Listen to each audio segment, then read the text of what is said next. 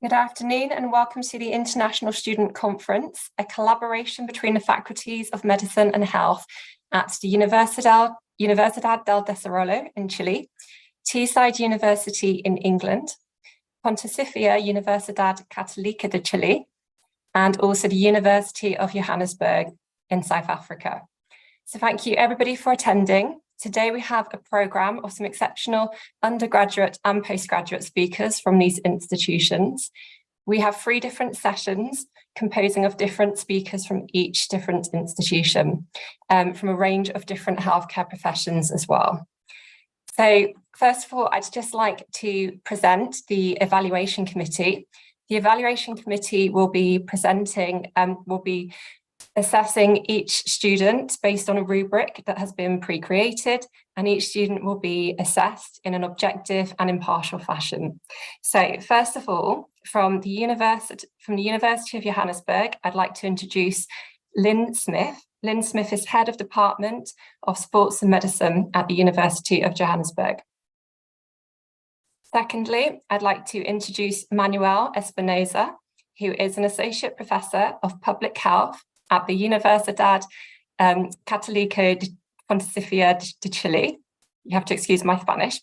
And then I'd like to introduce Daniel Moore, who is a Senior Lecturer and Course Leader at Teesside University in the UK.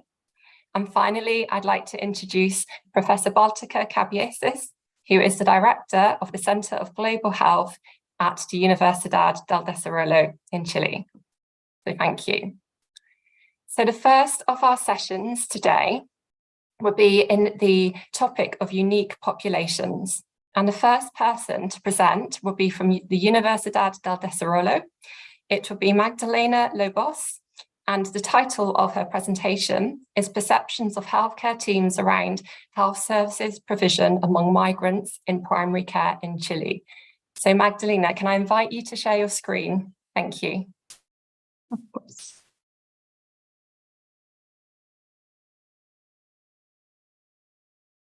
Can you see my screen? It's just loading.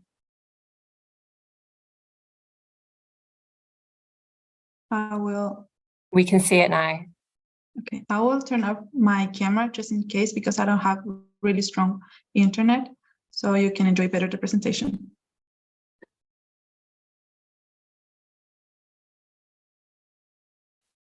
Can you hear me? Yes, we can hear you. Okay, so I will start.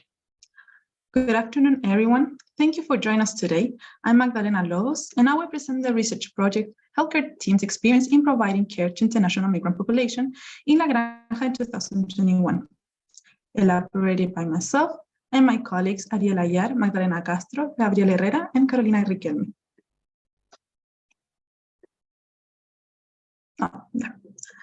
During 2021, there was over 281 million migrants worldwide, and Chile was not the exception.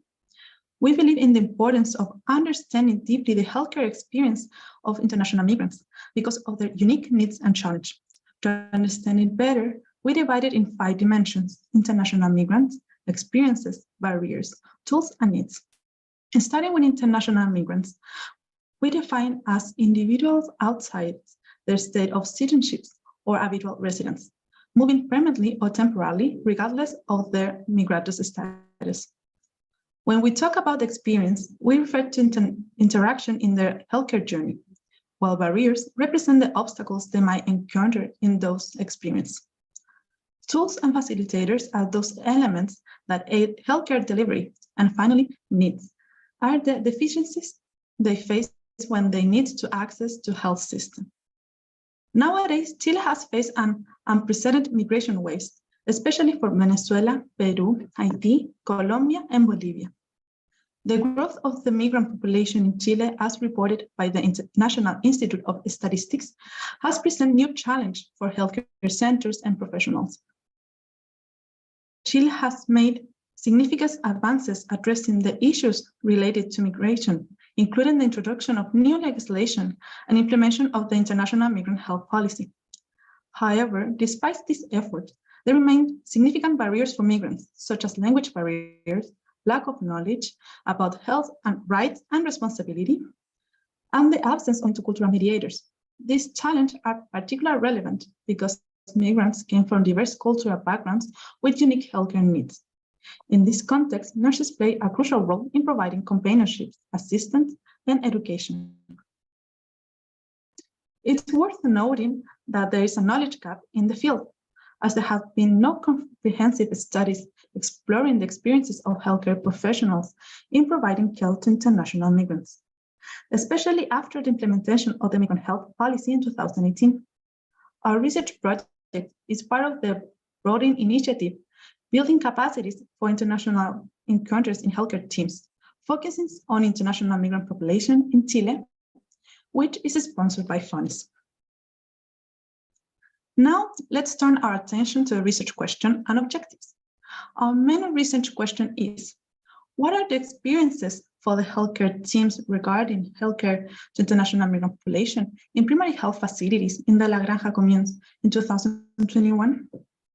Our objective is to explore the healthcare team's experiences regarding healthcare for the international migrant population in primary health facilities in the La Granja commune in 2021. Specifically, we plan to do identify barriers perceived by the healthcare teams for providing healthcare to international migrant population, explore the tools and facilitators assessed and perceived by the study sample for providing healthcare to international migrants, and lastly, investigate the needs of the study sample for providing healthcare to international migrant population. Our study is grounded in the equality paradigm, and we have adopted an intrinsic case study design focused on understanding the healthcare team's experiences. To gather our data, we use purposive sampling involving 20 participants from primary healthcare centers. Our inclusion criteria ensured that participants were part of the healthcare centers and had direct contact with international migrants, while exclusion criteria include cognitive impairment and never having visited a health center in Chile. For participant recruitment and selection, the regional researchers obtained authorization for the directors of select clinics. Our research techniques involve semi-structured individual interviews and focus groups, which were recorded with the participants' consent. Our analysis also used narrative content analysis of secondary sources, ensuring the rigorous examination of our data. Ethical considerations are paramount in our research. We add other to universal ethical principles following Ezequiel Emanuel criteria. Our study has received approval for an ethics committee, and informed consent was obtained for all participants to ensure that their rights and privacy were protected throughout the research process. Moving on to the results, we categorized barriers into 4 main dimensions: administrative, knowledge-related, cultural, and emergent subcategories. Additionally, we identified the emergence of protocol-related, attitudinal, and communication barriers. In the next section, we discussed the tools and facilitators identified in our research. We found 2 main tools, protocol-related and personal, along with 2 emergent tools, human resources and attitudinal factors. In the area of needs, we define categories including knowledge-related, protocol-related, and emergent needs, which encompass attitudinal, educational, and resource management aspects. Focusing in the discussion, we can see that the barriers were categorized into the previously mentioned dimensions. Primary challenge related to healthcare access and document delivery delays were identified. Cultural barriers compounded by language limitations between staff and patients, leading to negative attitudes during care. Our research highlights the importance of interpreters in bridging language gaps, especially with the Haitian population. Visual aids and continuous commitment to learn patients' native language was emphasized. Additionally, we found that empathy and intercultural training play crucial roles in healthcare facilitation. In the dimension of needs, both literature and participants reinforced on the necessity of clear and relevant protocols tailored to migrant context. Workshops and training to address service delivery difficulties, enhance cultural competence, and sensitize staff were identified as crucial. Furthermore, educating the migrant community about available health service was underscored, as well as effective resource management and allocation for quality care. In conclusion, our study provides valuable insight into the reality of primary care centers in addressing the healthcare needs of international migrants. These findings are instrumental in developing programs and intervention to enhance healthcare delivery for the population. Additionally, they serve as a stepping stone for research professional development. To conclude, it's important to highlight the emerging question for further studies. These include exploring economic resources for health centers amidst increasing migrant population, assessing the level of knowledge of health regulation among both professionals and migrants, and evaluating the efficacy of tools and strategy designed to facilitate healthcare provision. Here you can see the list of references used during our study. And thank you so much for your attention, and please let me know if you have any queries. Thank you, Magdalena, for a very interesting and valuable piece of research that you've done there surrounding a very unique patient population. That's been really insightful. I'm going to see if there's any questions so far. I think people can drop questions in the chat function throughout the course of the the international conference, and I will come back to certain questions to different students if questions come up at a later time. So thank you ever so much, Magdalena. You can stop sharing your screen now. Thank you. I'd like to introduce our next presenter, Grace Goldburn-Peters from Teesside University, who will be presenting a poster presentation on the awareness of the autistic patient in primary healthcare settings. Yeah. So, hi, Grace, if you'd like to share your screen. Yeah. 2 seconds.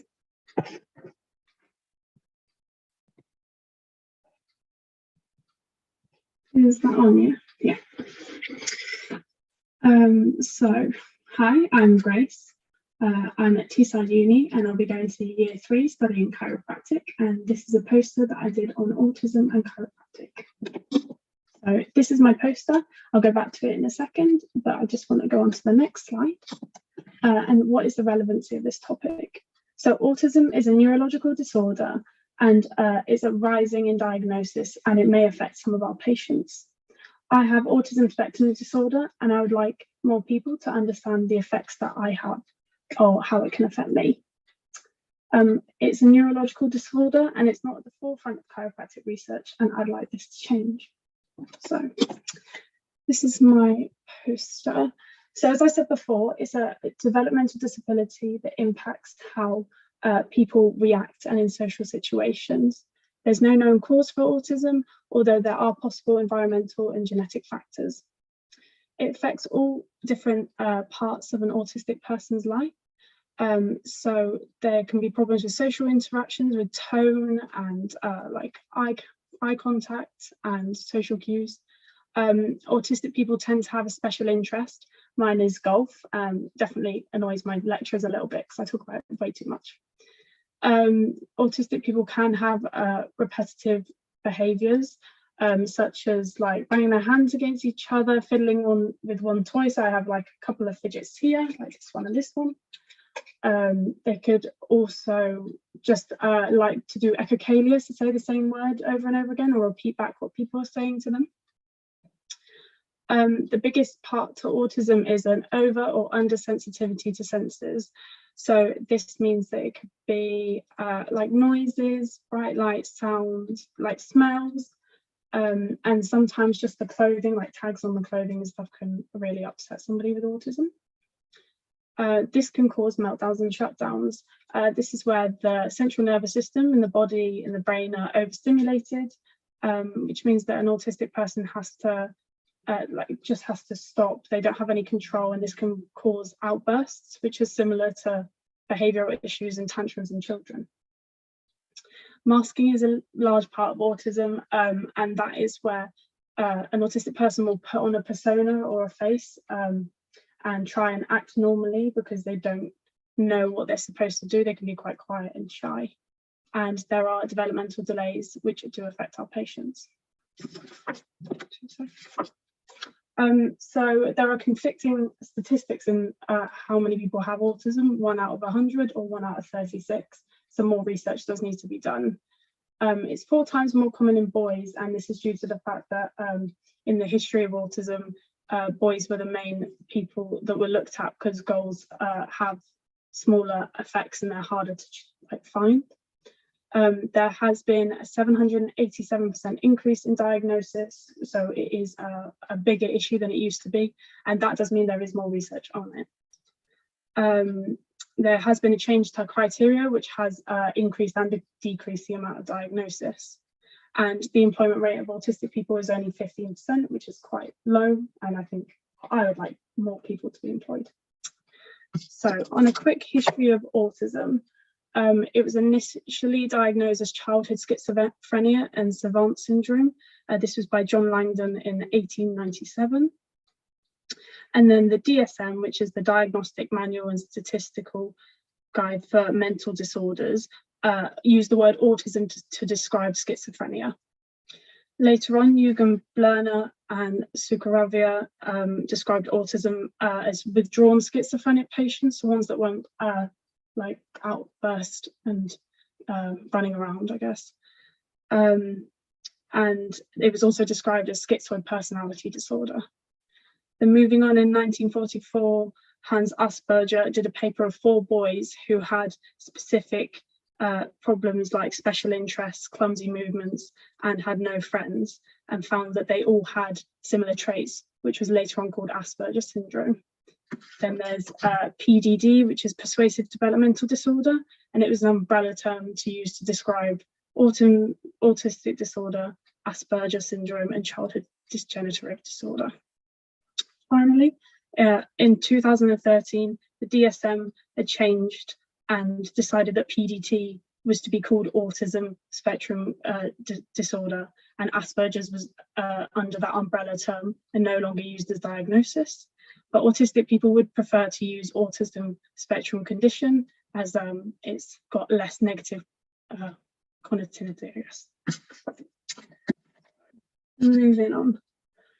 There are promotions and campaigns in the UK for autism, although they aren't quite big. The 2 main ones are One Size Fits All and Too Much Information. These were both aimed to tell the public about the issues that people may have with autism, like they need extra time to process, have anxiety to change, anxiety social situations, and what they might be distressed by. And there is now an Autism Acceptance Week, which highlights the issue of autism, or how we can change society. The 2 main acts in the UK that affect autism are both put in place by the government in order for there to be an autism specialist per council, and this means that every 5 years there can be public services anticipate and prevent discrimination to all autistic people and allow them to be supported.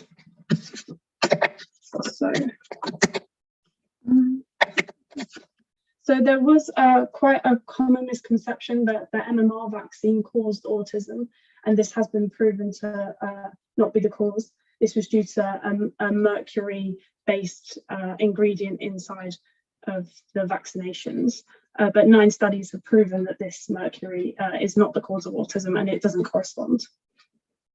In the UK, you can go to NHS England or the National Autistic Society or the GP, and there are online screening and like tests you can do to see if you might be autistic or have the traits, although there is currently like a 5 to 10 year wait for the diagnosis, so I had to go private. There is no current treatments for autism because there isn't one particular thing that people can find in brains and in studies that are the trigger or the cause or the issue, so therefore there has to be therapies used like behavioural management and cognitive behaviour and occupational therapy and techniques such as chiropractic in order to help with some of the effects of autism, like gait, constipation and sleeping issues. When we were studying, we had to look at the models of disability, and then I found that the medical model of disability was trying to fix a patient that might have autism and their impairment, and wasn't looking at the social barriers, which is the bigger issue with an autism diagnosis. And this could mean that people but they could get speech therapy. And then socially, there weren't as many barriers, and those barriers are looked at and removed. So moving on, in chiropractic and autism, there was an indication that adjustment might help the socio-mental integration on socio-mental sensory evoked studies. The gait was improved, nutrition improved, motor skills were better, and oculomotor apraxia was better in people who had chiropractic adjustments. And to adapt our setting, I would suggest environmental changes, longer appointments for chiropractic earbuds, because it's quite loud when on some of the drop benches and stuff, and signposting to the correct place. So yeah, and then there's a couple of codes there, so like rules that we have to follow as chiropractors to help our patients. So finally, I just wanted to say this is an overall summary of what autism is, how it can affect your patient, and I hope you guys will learn something from this. So I think that's it. Yeah. And then that's any questions. Thank you so much, Grace. It's actually really fascinating that autism used to be confused with schizophrenia in the past. So it shows how far we've come, and also you've highlighted how far we have to go as well. So thank you for sharing that presentation with us. Apparently there are some issues with the chat function, so we will deal with that as soon as possible. And once we have sorted that out, we will pop a notice in there so people can leave questions. So next of all, I'd like to present our next presenter. Again, from Teesside University, we have Bethany Sim, who will be presenting on how occupational therapy can be used to support female victims of domestic abuse in Teesside in the United Kingdom. So Bethany, can I invite you to share your screen, please? Hiya, I'll get that up now.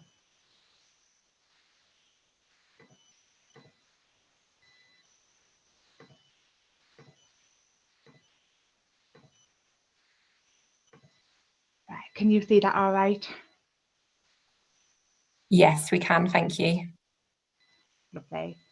All right, so hi everyone, my name's Bethany. I've just recently graduated from Teesside University as an occupational therapist, and this is the research that I completed for my dissertation whilst I was there. So, domestic abuse is a prevalent issue in the United Kingdom, impacting 2.3 million adults in the year ending March 2021. The economic cost is huge. It amounted to 66 billion in the year ending March 2017. However, specialist service provision has decreased, with the numbers of specialist staff and refuge provision no longer meeting recommendations. I'm going to refer to domestic abuse throughout this presentation as DA because it's a bit of a mouthful. So DA disproportionately impacts women, with a recent report showing that 93.9% of the victims heard in multi-agency risk assessment conferences were women. I chose to focus my research on Teesside specifically because Teesside is recognised as one of the UK's most deprived areas. Teesside records a higher prevalence of residents who have disclosed adverse childhood experiences than any other area of the UK. So how does it relate to occupational therapy? Occupational therapy is used to support patients and service users to achieve well-being through participation in occupation. These occupations can be any activity really or role that holds any meaning to us. And whilst there's limited documentation regarding the application of occupational therapy to the recovery from domestic abuse, there's a wealth of information to suggest that women's occupational performance is impacted by DA, ranging from impact on work to social participation and sleep.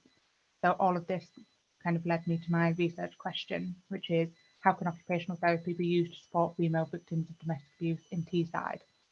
I had three main objectives with this research. I wanted to find out if female survivors of domestic abuse identified any change in their engagement in meaningful occupations, to find out whether specialist DA support made a difference to their ability to engage in meaningful occupations, and finally to discover whether there is a need for occupational therapy intervention at the end of their IDVA or counselling support journey. The IDVAs are the independent domestic violence advocates that are present in most specialist DA services. So my participants, they were women over the age of 18 and who were accessing support from a local specialist DA service. It was essential that participants were not deemed high risk according to the domestic abuse, stalking and homicide risk indicator checklist, and that they were not dependent on substances or experiencing a current mental health crisis. I was only able to gather 4 suitable women due to time constraints, how busy the service was, and how willing people were to engage in a study. There were face-to-face, semi-structured interviews that took place at the DA service, somewhere that was physically safe and familiar for them. Given the sensitive nature of the research, it was really important to consider the risk of re-traumatisation, so women were never asked to recount experiences of trauma. Prior to completing this research, I'd actually worked in DA services for 8 years and received really good frontline training in relation to trauma-informed working, which meant that if any of the participants had become distressed or triggered by any of the discussion, I would have been able to recognise this, end the interview and ensure that they received the appropriate support. So 6 key themes emerged from the data that was collected and analysed, and each theme was titled with quotes from the interviews. So loss of sense of self. All 4 women identified loss of engagement in meaningful occupations. Some of the occupations that they identified included things like cooking, boxing, going to the hairdressers, getting the nails done, being a mother, just to name a few of them. The women talked about feeling how they would anger or upset their perpetrators if they tried to do these activities anymore, and how their self-confidence and self-esteem was really worn down to the point where they felt that there was no point in doing these things. They spoke of the impact of the abuse on their mental health and their motivation to participate in activities of daily living and meaningful occupations. All of the women spoke retrospectively about how they feel stronger now, but that they no longer felt like their old selves. 2 of the participants talked about PTSD, even though neither of them were diagnosed with this. So DA and its impacts are associated with a higher risk of developing mental health disorders, with women being predominantly diagnosed with borderline personality disorder or BPD. Researchers argue that women are disproportionately diagnosed with mental health disorders or personality disorders following disclosures of male abuse and violence, and that they're often pathologized, so they're treated with medication and in some cases surgery, as opposed to medical professionals kind of taking the trauma-informed stance and considering that survivors of DA may be more likely to be experiencing post-traumatic stress disorder. So occupational therapists have worked with those experiencing PTSD since the dawn of the discipline, really.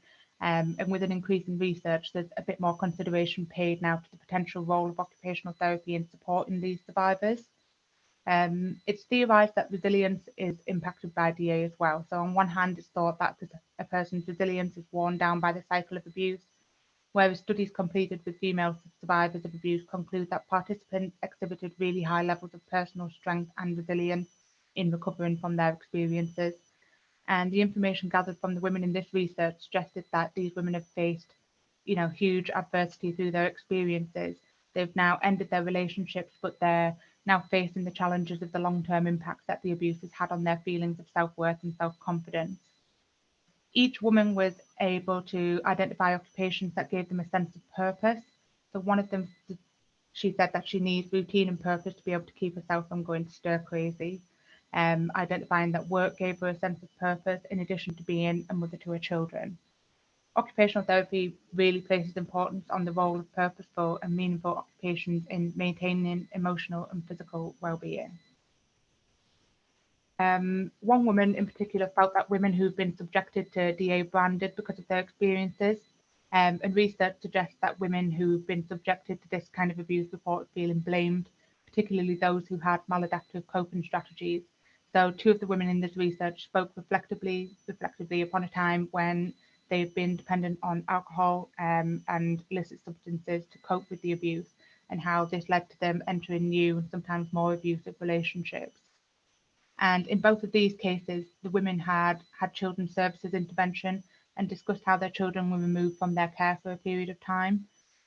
Despite the fear and kind of apprehension around children's services being involved, both of these women felt that this support was really valuable in the end. But they were left feeling like they were left alone once this involvement ended. In fact, all of them spoke really highly of the support that they'd received from the services that were involved in their cases, but each of them felt like something was lacking in terms of support to move forward.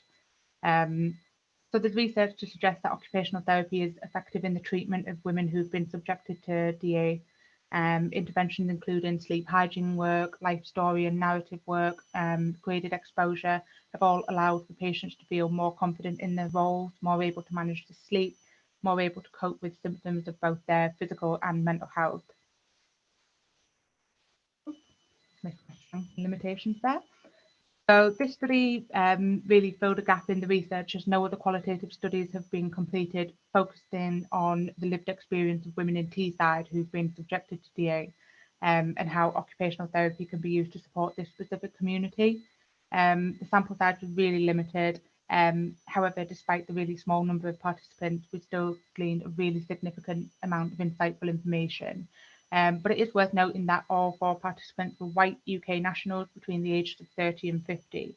And this is really important, as the intersectionality of wage and age play an important factor in the victimisation of women.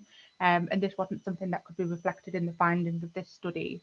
So further research around this topic could benefit from a wider demographical range in order to identify how occupational therapy interventions could be modified accordingly and implemented in a manner that treats each patient effectively.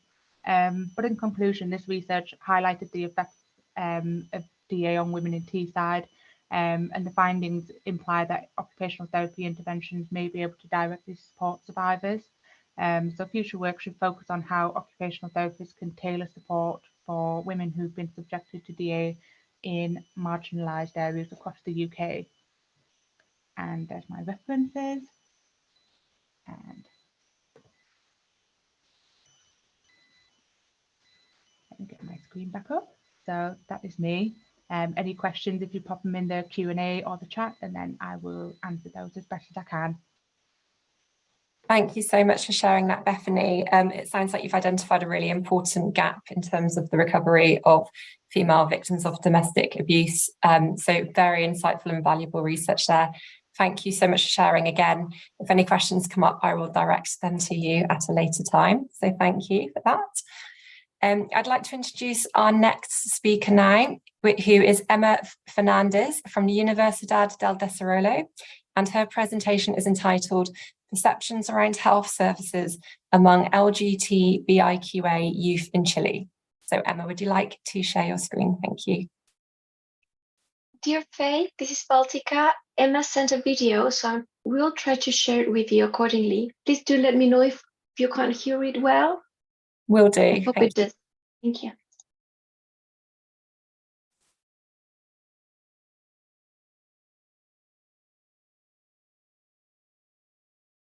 It's currently muted, Baltica.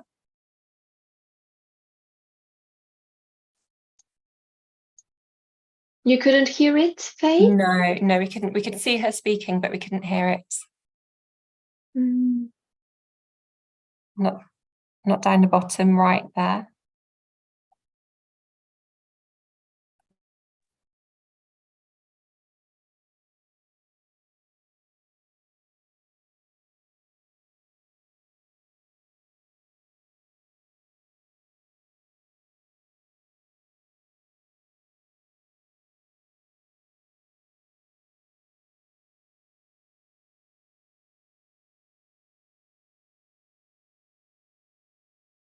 If you like, Baltica, we can move on to the next presentation and return, if that would be easier. Oh.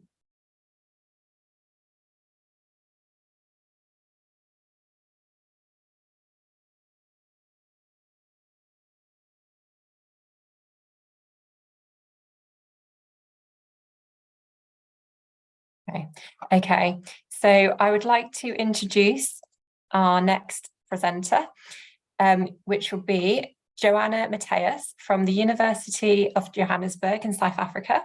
And her presentation is entitled The Impact of Exercise on Rehabilitation in Cancer Survivors, a focus on chemotherapy-induced peripheral neuropathy. So Joanna, I invite you to share your presentation. Thank you.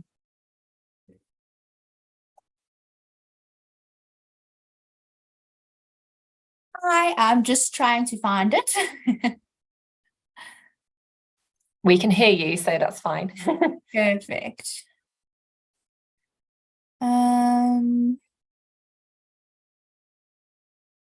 Apologies. There we go. Okay, great. Just perfect. Okay, great. Can you all hear me? Yes, we can hear you and we can see it, so thank you. Great. Okay, so good afternoon all. My name is Joanna Matthias and I'm a master's candidate at the University of Johannesburg. I'm really excited to present my master's dissertation research on the topic of the impact of exercise on rehabilitation in cancer survivors, a focus on chemotherapy-induced peripheral neuropathy. And I'd just like to say thank you all to the organizers for organizing this conference and giving me the opportunity to share my findings and insights with you all. So let's dive into the presentation with an overview of why this topic is relevant and essential for the field of healthcare and cancer survivorship. Okay, and now, there we go, perfect. All right, so cancer is a prevalent and critical health issue worldwide, impacting countless lives. With adjustments in medical treatments, and more individuals are surviving cancer. However, the treatment journey doesn't end with remission. It's crucial for healthcare students and professionals to understand the long-term health challenges cancer survivors face. One of these challenges is chemotherapy-induced peripheral neuropathy, also known as CIPN. The ultimate goal of cancer survivorship is to enhance quality of life, and my research aims to shed light on how exercise can play a pivotal role in improving physical function and overall well-being in cancer survivors. This aligns perfectly with the broader healthcare goals as we strive not only to save lives, but ensure a higher quality of life post-cancer. This research provides healthcare professionals with evidence-based guidance on how to incorporate exercise into rehabilitation programs. By understanding the benefits of exercise, healthcare practitioners can better support their patients in their journey towards recovery.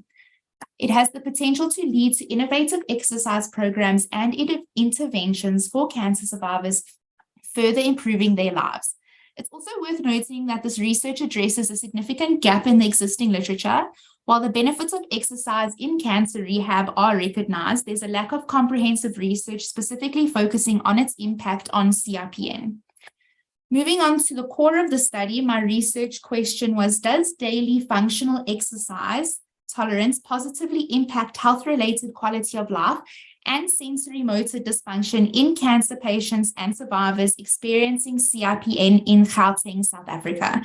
And then my key objectives of the study were to compare exercise tolerance, motor performance, and health-related quality of life between cancer survivors who have undergone treatments and cancer patients currently undergoing chemotherapy with CIPN.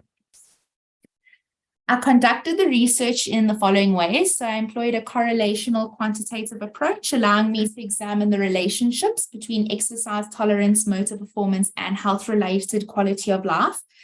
Data was collected from various hospitals and oncology centers around Gauteng, South Africa, representing a diverse patient population.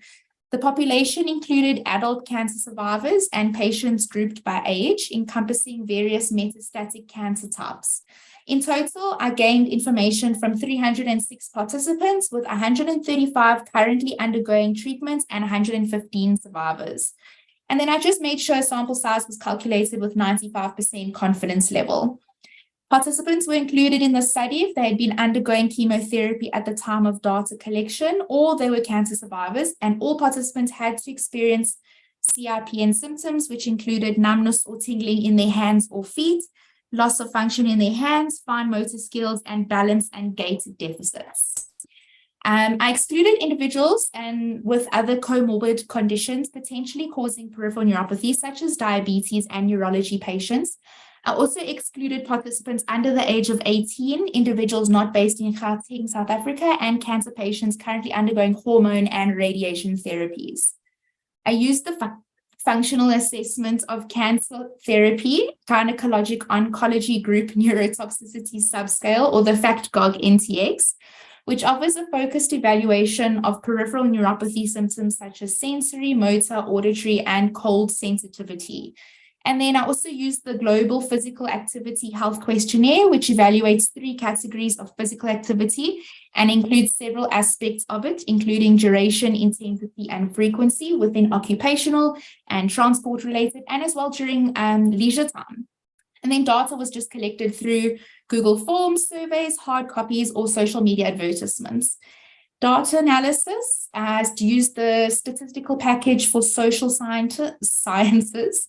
And then inferential statistics, including a correlation analysis, was also computed during analysis. Statistics included frequencies and descriptives. The reliability of the questionnaire was assessed specifically for the study sample by means of the Cronbach alpha and confirmatory factor analysis. The Kolmogorov, Smirnov, and Shapiro-Wilk tests were done in order to determine normality. And then cross-tabulations and linear correlations were computed to determine whether any relationships existed between the variables amongst cancer patients and compared to cancer survivors. Oh, sorry. Moving on to the results of the studies. So it was discovered that physical activity levels increased with longer durations of remission. Specifically, 63.2% of participants engaged in aerobic exercise for 0 to 12 months of remission. This included a variety of different kinds of aerobic exercise, such as walking, running, cycling, and many, many more.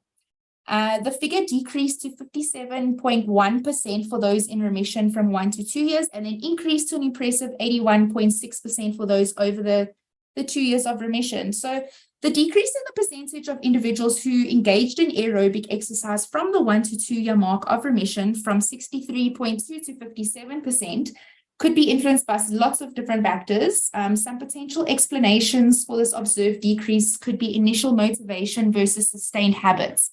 So in the first 0 to 12 months of remission, individuals might be highly motivated to engage in physical activity as they transition from active cancer treatment to survivorship. And then they may view exercise as a way to regain their health and vitality. However, as time passes, they move further away from the immediate challenges of cancer treatments, and some individuals may struggle to sustain their exercise routines.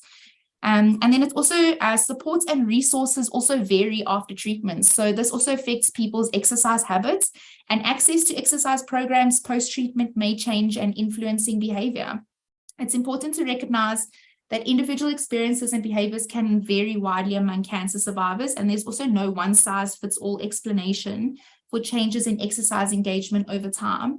That's why researchers and healthcare professionals can use these insights to tailor interventions to meet the specific needs of survivors at different stages of their journey. And then similar trends were also observed for patients currently undergoing active treatment. And then it was interesting because as we were looking into this, participants who didn't meet the American College of Sports Medicine's physical activity guidelines, 69.3% of them experienced numbness and or tingling in their hands or feet. Additionally, 42.6% reported balance issues, trouble walking, and a loss of function or weakening in their hands. Okay, and then moving on to the next slide of the results, and then we can see there that analysis revealed that physical quality of life had statistically significant relationships with social quality of life and functional quality of life. And then moreover, we found a highly significant positive correlation between physical and emotional well-being. And then surprisingly, we didn't identify any significant relationships between physical well-being and vigorous intensity exercise for work, at work, or for leisure. And then there were no major differences in health-related quality of life between physically active or physically inactive participants. And then if we discuss the significance of these findings, we can look at current research that highlights exercise as a cost-effective and safe intervention for CIPN. It's worth noting that adults who participated in 150 minutes of exercise experienced a lower symptom load. And then this is just supported by studies by Fernandez and Kumar, McCreary, and Toffagan, which found that exercise shows potential in remedying functional impairments and reducing CIPN symptoms.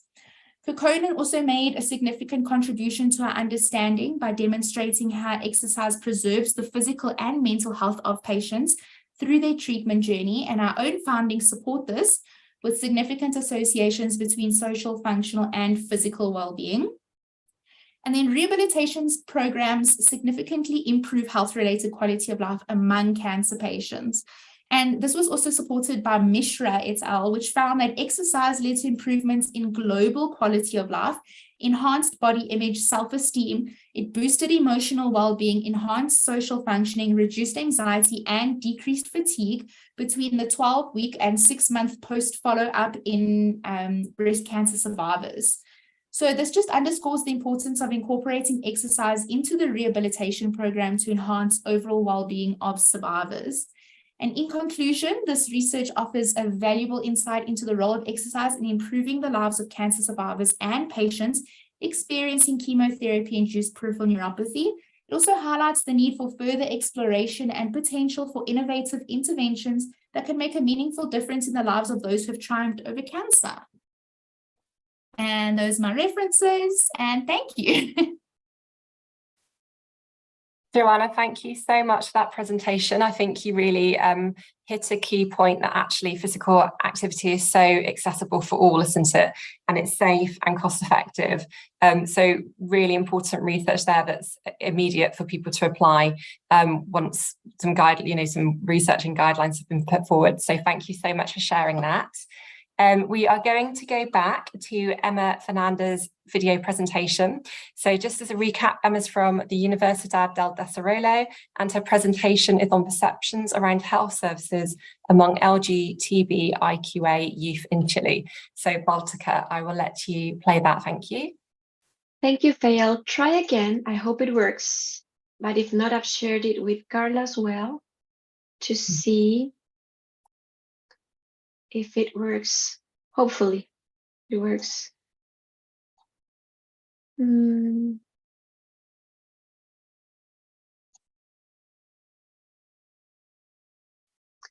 Just 1 second, please.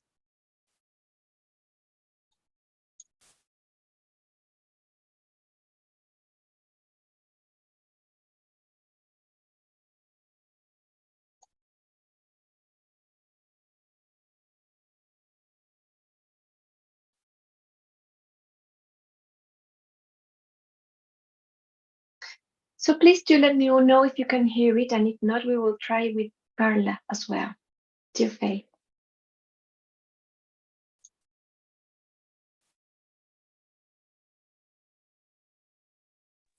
It's still on mute, Baltica. We still can't hear it. Okay. Baltica, I'm going to try now.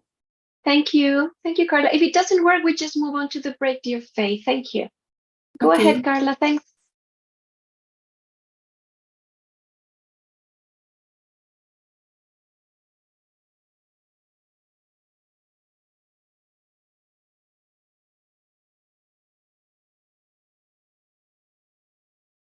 I'm going.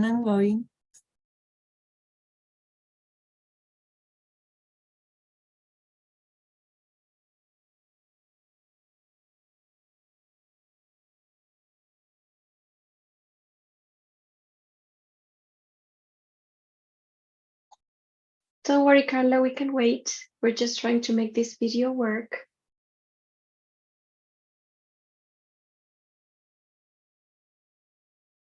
It's weird because I can't put the option to share sound. Yes, the same I don't happened know to what me. is happening. Yes. Yes.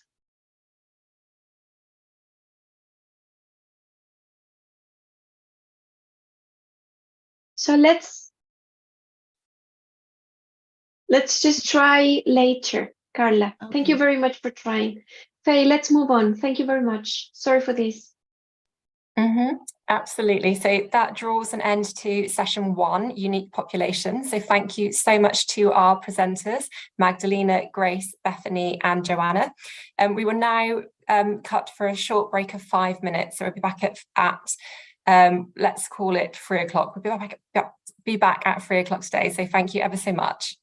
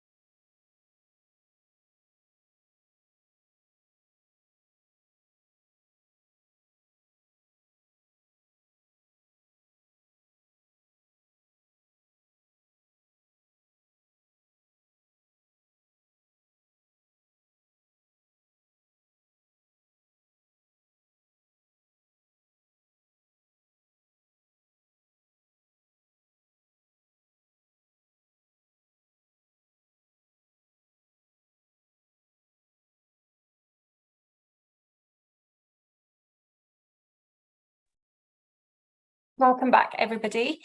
I hope you had a lovely break. And as we split for break, I did realise I said 3 o'clock, and I've remembered that we are actually currently streaming live in Chile, the UK, and South Africa. So I'll stick to minutes in future. So I hope everyone had a lovely break. Baltica and Carla are going to try one more time to upload Emma's video. And if it doesn't work, we will move into section 2. So Baltica and Carla, I will let you have one final attempt. Thank you so much, Faye, and sorry for being struggling so much with this, but we are happy to be here. And I'm going to try to share it again. And Carla, if you could start also your mic on so that we can try to make it work in terms of the audio. I'll start sharing now. 1, 2, and 3. Hello everyone, my name is Emma and I'm going to present the thesis of my group and mine, which is about the perception of adults from the LGBTIQA+ community about the services provided in primary healthcare centers in the metropolitan region in 2022. Why is this topic relevant? Healthcare is a right that every human being should be able to receive. Regarding the LGBTIQA+ community, there are different perceptions about healthcare provision when compared to people who are not part of this community. The concept of heteronormativity induces to discrimination and vulnerability of rights. This investigation contributes to the discipline, evidencing possible existing problems and solutions. To perform this investigation, we pose the following question. What is the perception of people between 18 and 28 years old belonging to the LGBTIQA+ community about the services they receive from healthcare providers in primary care centers in the metropolitan region of Chile during 2022? The objectives or goals we set for this investigation are: number 1, to investigate perceptions of the treatment received in primary care in the administrative dimension of the LGBTIQA+ population in the metropolitan region. Number 2, to investigate the perception of the treatment received by primary care providers in the dimension of interpersonal relationships in the LGBTIQA+ population in the metropolitan region. Number 3, to identify from the perception of the LGBTIQA+ community regarding how prepared and trained healthcare providers are to attend to this community. And number 4, to identify recommendations that could emanate from the LGBTIQA+ community that could improve the treatment of this community in primary care. Regarding the methods used in this investigation, our study design is the qualitative paradigm, specifically the case study. The universe of the study were adults between 18 and 28 years old, belonging to the LGBTIQA+ community, who received services in primary care centers in the metropolitan region of Santiago, Chile, during the year 2022. Our sample was 9 adult persons who considered themselves part of the LGBTIQA+ community, who were treated during 2022 in a primary care center of the metropolitan region. Continuing with the method, the basic ethical principles in clinical research of Ezequiel Emmanuel were taken into consideration in this research. An informed consent was written and signed by the participants. In addition, the research was approved by the University's Ethics Committee under the approval code PG59-2022. Also, the interviews will be kept for 5 years, and only one researcher will have access to them. Now I will show you the results we obtained regarding the perceptions of the services received in primary healthcare in the administrative and healthcare personnel dimension. Visits to the clinic are reduced to a minimum to avoid mistreatment by administrative and healthcare personnel. The main feeling was discomfort and insecurity, since the person's pronoun or gender is assumed without asking beforehand based on their physical appearance. Our participants said, like, everyone tends to be treated badly when they look minimally gay, so there is immediately a prejudice, as if they have a gay radar. This was stated by a 22 years old non-binary demisexual person. Like everyone tends to, because most of them tend to assume other people's pronouns because they are used to it, so it is uncomfortable. This was said by a 24 years old trans person. Another participant said, I know that if something happened to me, no one will defend me. And that's my feeling. If I report, to whom do I report? I feel that the clinic should be super safe, and it is not. This was a 26 years old gay trans non-binary person. Continuing with our results, it is normalized homosexual couples being referred to be tested for HIV. This is perceived as discrimination and generates discomfort during the appointment, because being a person with a homosexual orientation does not mean that one has a sexually transmitted infection. Our participants said, I was going to these checkups that you get as general medicine. Typically, they ask, do you have a partner? And up until the moment I mentioned that I had a partner of the same gender, they referred me to get an HIV test. And it wasn't until I mentioned that they sent me for a test. This was said by a 20 years old gay person. Finally, the perception of the level of training of healthcare providers, aspects that can be improved, and activities that would be beneficial to improve healthcare provision. It was identified that healthcare providers do not possess the knowledge and tools required to provide adequate and comprehensive care to people of the collective. Our participants said, I feel that there is no training. I feel that the subject is not talked about either. I do not feel that the clinic has the interest to know how the clinic relates to the community. This was said by a 26 years old gay trans non-binary person. On another topic, incorporate posters about the LGBTIQA+ community so that people can have a first approach to the health facility and have the feeling that there are more LGBTIQA+ people attending there. Most recommended topic of the workshops were use of pronouns, what sexualities are, and how to avoid discrimination against the group. Our participants said, starting with small steps, such as putting information on the walls regarding the collective, having these things one step at a time, one can start analyzing that I am not the only non-heterosexual person who comes here. This was said by a 24 years old trans person.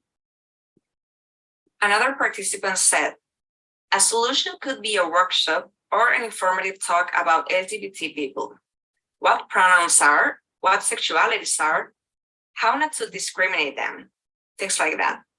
And this was said by a 19 years old pansexual.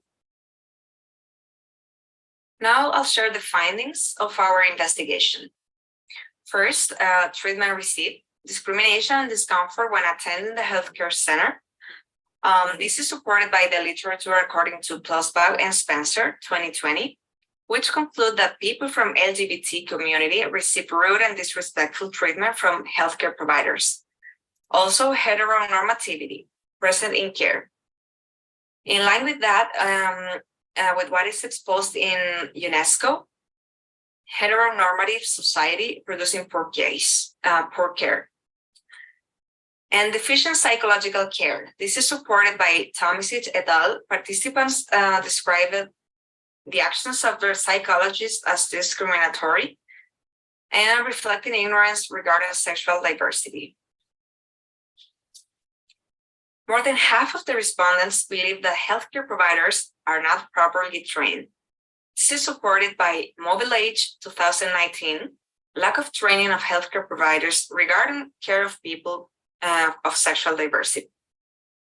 And finally, incorporation of respect and posters with inclusive themes to bring the LGBTIQA+ community closer to the health center. This is according to Todo Mejora 2017, which states that these actions contribute to improving healthcare and confidence of the collective to attend for the healthcare facility. This was a brief review of our investigation. I hope you enjoyed it. Thank you all. Hello. Thank you, Carla, for sharing that. It's great that we were able to include Emma in the presentation. So thank you for sharing that. I think also that presentation also just highlighted the diversity of research topics that we're here to discuss today, which I'm going to invite shortly the evaluation committee from each institution just to say a few words on the presentations that we've already had. So if you'd just like to show yourself on your screens, that would be great. And I'd just like to reinforce why we are here. And essentially that is because we have a collaboration between 3 different institutions across the globe. So that's Teesside University in the UK, Universidad del Desarrollo in Chile, Universidad Pontificia de Católica de Chile, and also the University of Johannesburg in South Africa. What I think is brilliant about this today is that we have a range of different healthcare professions, from dietetics to occupational therapy to chiropractic and physiotherapy. We have such a diverse range of people contributing their research findings. So this is really important in terms of catalysing the impact of research exchange and also interprofessional learning. So first of all, I'd just like to invite my good colleague Daniel Moore from Teesside University, if you'd just like to provide a brief summary or comments on the presentations we've had in section 1, Daniel. Thank you. Thank you, Faye. It's a pleasure to be a panel member today here and evaluating these. It's great to hear such a wide variety of projects that have come out of the universities across all of these different countries. I think there have been differences and there have been strengths and weaknesses in each of the presentations, but I think that the work has been of a really good standard. The presentations have been of a really, really good standard, and I'm enlightened and warmed by the confidence and the work that's being presented today. So, because we are marking these in the background based on a rubric, I'm not going to sort of go into any individual feedback. We'll feed that back at the end. But I'm really proud to be part of the team, and it's been really, really positive from my personal point of view. So thank you for allowing me to comment. Thank you, Daniel. Next up, I'll invite Baltica Cabieses. Baltica, would you like to provide a comment? Yes, dear Faith. First of all, thank you for letting us try again to share Emma video. We're very happy that we were able to do it. And also just wanted to say how proud I am that we have been able, as 4 separated universities around the world, to share this experience of students' conference. I'm incredibly proud of all students, and session 1 was brilliant, extremely well done, provocative, groundbreaking, and quite challenging and brave topics to deal with. So I would just like to congratulate and to say from the part of Universidad del Desarrollo and our Center of Global Intercultural Health, how proud and thankful we are for all of you for sharing your knowledge and studies. Thank you, and back to you, Faye. Thank you for sharing that, Baltica. Manuel, would you like to provide a comment? Yeah, thank you very much, everyone. Well, first, I would like to thank the organizers, Faye, Baltica. Thank you very much for all this fantastic organization and bringing all of us together. I think my first comment is fantastic to hear such a variety of people. If I had the opportunity to have a sort of this opportunity when I was young, probably I might tell another story about my own experience as a researcher, because when you start presenting, you present against your peers, your colleagues in your country, but now having this opportunity to hear what other peers are doing, in 3 different continents is just great. I'm quite amazed about the topics, as Baltica mentioned, how provocative they are, how varied they are, but how different frameworks and different approaches, methodological approaches we've seen in the first session is really challenging for us as evaluators, because we are going to do our best. Probably I'm going to do my best trying to evaluate in its own merit, because we understand that there are different students in different stages of their careers. Some of them, they are undergraduate, some of them, they are postgraduate students.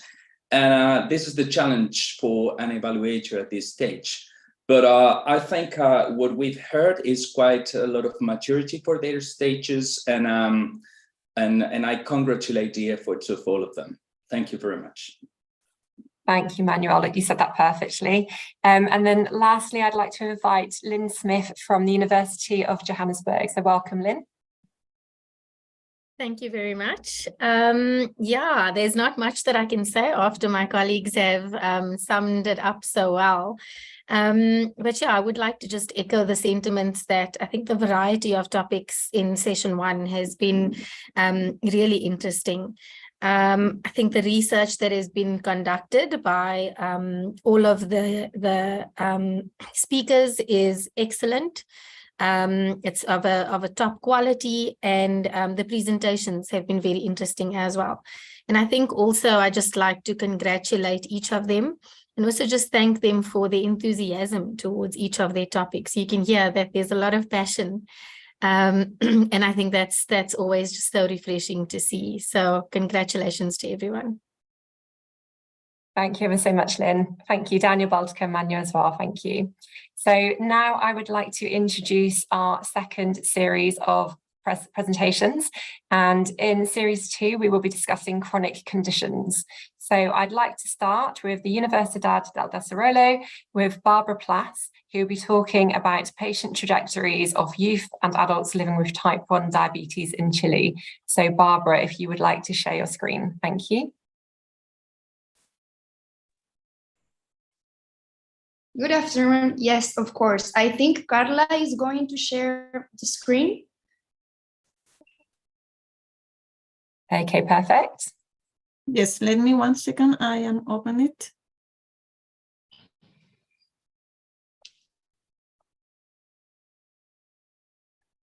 It's a little slow, my computer.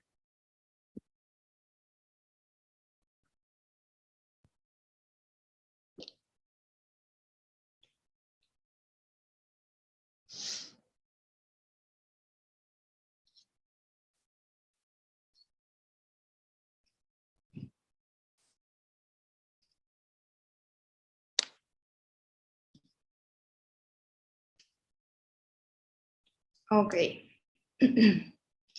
So, good afternoon, ladies and gentlemen. My name is Barbara Plass, and with Carla Campaña, my tutor, we will discuss the therapeutic trajectories of patients with type 1 diabetes.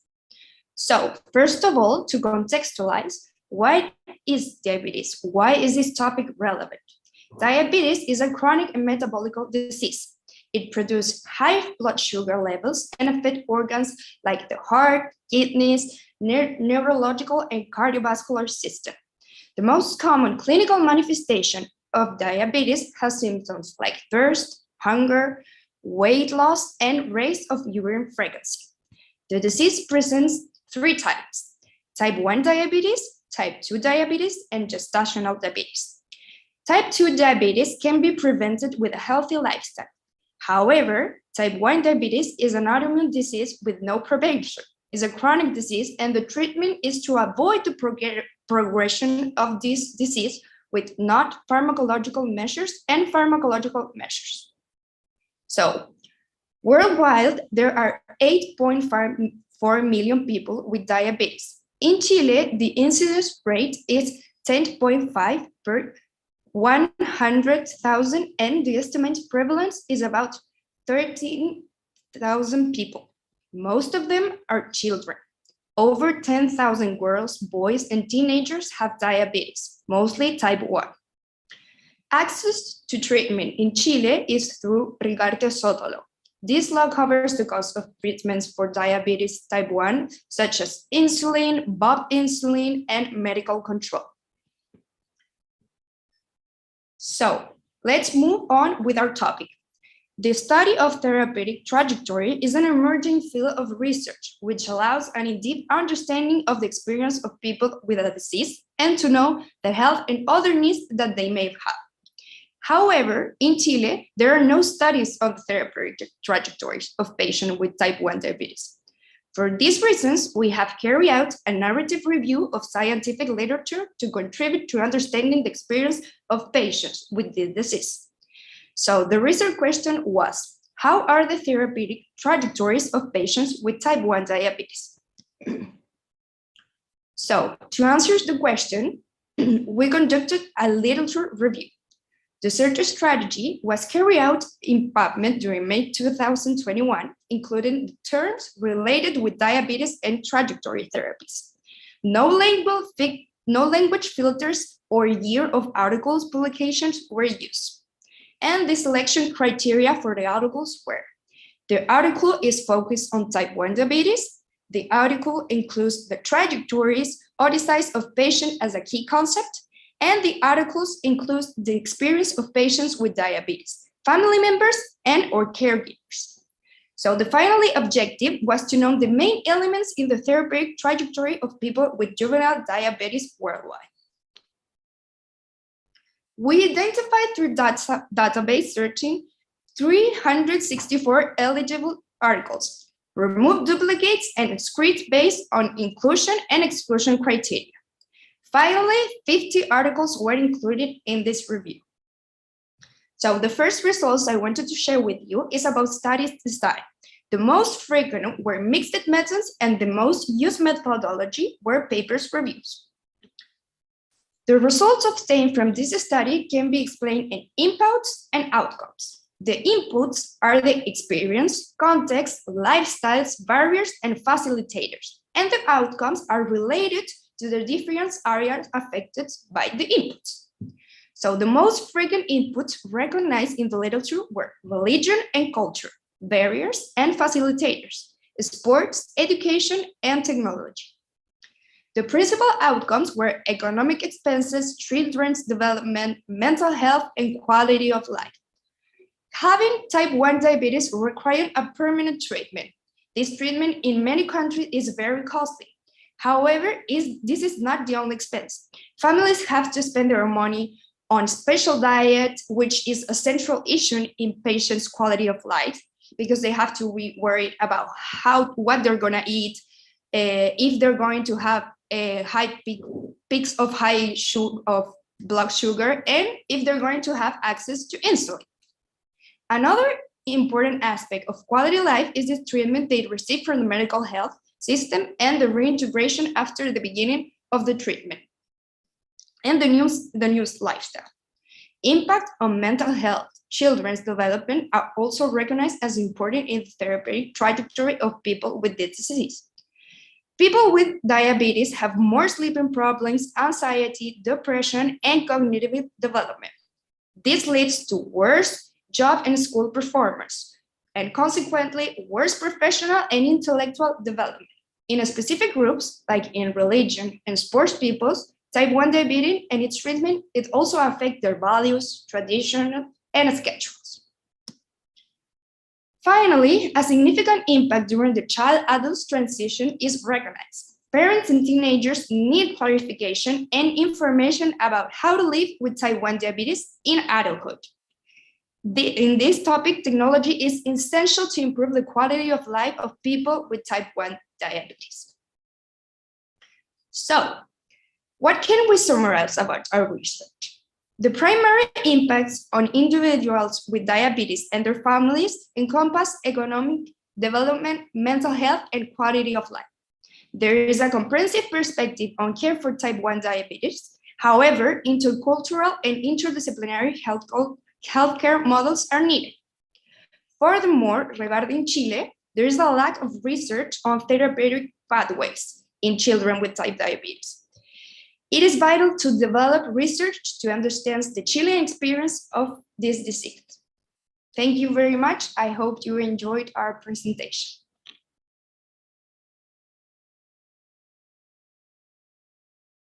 You're muted, Faye. Sorry, thank you, Baltica. Thank you ever so much, Barbara. That was really interesting. And I wondered if you were actually hoping to do some more research from that last slide in the gaps that you highlighted. Yes, of course. I would love to. I'm Okay. going to. Perfect, lovely. No, thank you ever so much for that. That was wonderful. Brilliant. So now I'd like to introduce our next speaker who's talking on a similar theme. This time it's dietetic management of sleeve gastrectomy and Roux-en-Y gastric bypass in adults after surgery. And this will be by Sandra Lazaro Lopez from Teesside University. So Sandra, I'd like to welcome you. Thank you. Hi, let me share my screen.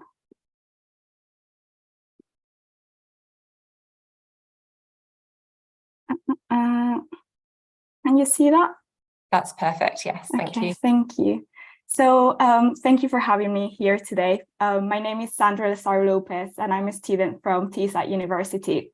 So today I'm not presenting a research paper. This is an academic poster I did for one of the modules at Teesside about the dietetic management of the sleeve gastrectomy and Roux-en-Y gastric bypass in adults after surgery. So as we know, there is a high prevalence of obesity, and for us in the northeast of England, this prevalence is higher than other parts of the country. Obesity is associated with a range of physical, psychological, and social consequences, and it also has cost implications for the NHS, which is the National Health Service in the UK. So it is important to mention that currently bariatric surgery is the most effective treatment for severe and complex obesity.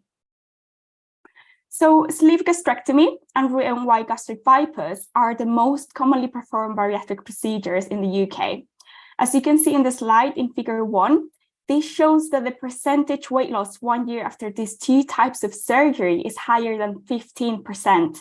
Now, 15% is the recommended weight loss percentage by NICE guidelines for those with a BMI higher than 35 to obtain sustained health benefits. NICE is the National Institute for Health and Care Excellence in England, so you will see me mentioning this public body quite frequently throughout the presentation. So going back to the health benefits of these two types of surgery, this can have positive changes in gut hormone levels and can also reduce the type 2 diabetes, among others. So here, the image on the left, we can see sleeve gastrectomy. This is a restricted procedure where the stomach size is reduced by around 75%. On the right, we can see a Roux-en-Y gastric bypass. This is both a restrictive and a malabsorptive procedure, where, as you can see, a small stomach that we call the pouch is created. So the food bypasses the majority of the stomach and part of the small intestine. So the aim of dietetic management after this surgery is to, of course, achieve weight loss, but also to prevent weight regain, nutritional deficiencies, manage gastrointestinal symptoms, and much more. So as you can see, dietetic management plays an important role after bariatric surgery. However, in the UK, there is no clear guidance on what this dietetic management should consist of. So that's why I would like to share with you some key factors that should be considered for post-bariatric surgery success. So here on the left, I have added an example of a short-term diet that should be followed after this type of surgery. And this helps the body to heal and recover after the operation. So currently, the dietetic advice of each stage varies between bariatric centers within the UK. And this highlights the research challenge for us, as there is a lack of evidence-based guidelines to support clinicians on the best approach to use. There are several factors that should be considering when following the long-term diet. And one of the most important ones is protein. So protein foods should be prioritized to avoid poor wound healing, loss of lean muscle, and hair loss. More than 60 grams a day of protein is recommended, as this has been associated with lower fat-free mass loss. Also, the use of liquid protein supplements providing 30 grams a day are recommended for patients who struggle meeting their requirements. Here, I also wanted to highlight alcohol, and this is because after this surgery, people cannot use food to comfort themselves, so some of them turn to alcohol, and its consumption can increase the risk of malabsorption. Also, excessive alcohol consumption after this surgery has been associated with a higher risk of developing alcohol use disorder. And where we are in the northeast of England, we already have high levels of deprivation and alcohol misuse. So this is something particularly important to consider as clinicians. So after bariatric surgery, people are at a higher risk of developing nutritional deficiencies. That's why they need to take vitamin and mineral supplements for life. The BOOMS guidelines recommend a range of supplements for after bariatric surgery. And I have added an example of this in the slide for you to have a look. These supplements should be individually adjusted to the patient's needs. And as you can see, there are also specific recommendations for pregnancy. So both BOOMS and NICE guidelines recommend to regularly monitor the nutritional status and supplementation to prevent nutritional deficiencies after this surgery. This highlights another public health challenge in bariatrics that we are facing in the UK. So in the UK, a follow-up care package needs to be provided by the bariatric surgery service for a minimum of 2 years. And then after these 2 years, long-term follow-up should be provided annually as part of shared care model in primary care. However, there is a lack of funding and services to support GPs, and not all NHS patients receive this follow-up. And this is because sometimes patients have a lack of confidence on the management of these patients. On the positive side, March 2023, BOOMS published nutritional guidance to support GPs with the management of these patients. So hopefully this can improve follow-up compliance. Moving to eating behaviors, this is very important to avoid gastrointestinal symptoms. So here I wanted to highlight the 20-20-20 rule, and this consists of the 3 rules shown in the screen. So these rules can help patients eating mindfully and slowly to prevent overeating. Also, eating behaviors can help prevent dumping syndrome. For example, by avoiding drinking 30 minutes and before and after eating. So dumping syndrome occurs when too much sugar and too much fat is delivered into the intestine too quickly. So to deal with this, the body pumps loads of fluid and loads of insulin into fluid into the intestine and releases a lot of insulin to deal with this sugar. And this can cause several symptoms such as abdominal pain, diarrhea, weakness. Dietitians can also help with other post-surgery side effects such as constipation and food intolerances. And this should be considered during clinical practice. So we need bariatric surgery to be effective, and these are some of the factors that can get on the way to success. So today I would like to focus on excessive skin and eating disorders. Excessive skin, as you probably know, this might be experienced after significant weight loss, and this can lead to poor self-esteem and body image. Some patients might even intentionally increase their calorie intake to gain weight and to try to minimize the excessive skin. Unfortunately, surgery for excessive skin removal can be considered a cosmetic procedure, so this is not always available on the NHS. So I suggest that links between bariatric and plastic surgery services should be established. Regarding eating disorders, we know that its prevalence is increasing significantly within the UK. So this should also be considered in bariatrics. And we know that an eating disorder can be difficult to identify, and this is because its side effects are masked by the ones developed after bariatric surgery. So some patients can develop fear of gaining weight, and this can lead to purging behaviors and restrictive eating. So to conclude, to make bariatric surgery effective and economically valuable, in addition to providing dietary advice, we need a follow-up from a multidisciplinary team. We also need GPs and patients to be supported to engage in the follow-ups. We need more evidence-based guidelines to support clinicians on the management of these patients. And also factors that can impact weight loss success after these surgeries should be considered. Thank you. If you've got any questions, please feel free to ask me. These are my references. Thank you ever so much, Sandra. Again, another very informative poster presentation. I particularly liked your 20-20-20 rule. I'd not heard of that before, so the education continues. So thank you for sharing that. Thank you. And again, if there are any questions, I will ask them at some point. So I'd like to present our next speaker, Fernanda Mendoza from the Universidad del Desarrollo, who will now be discussing non-pharmaceutical pain management in children, a qualitative study in primary care. So Fernanda, would you like to share your screen? Thank you.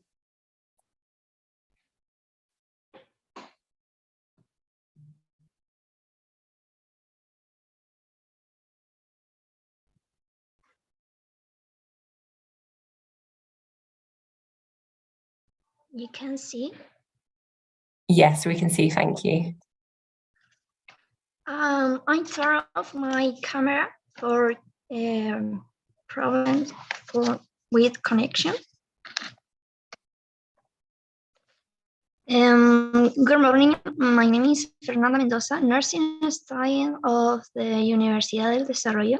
Today I'm going to expose about parent experience in the non-pharmacological pain management in children.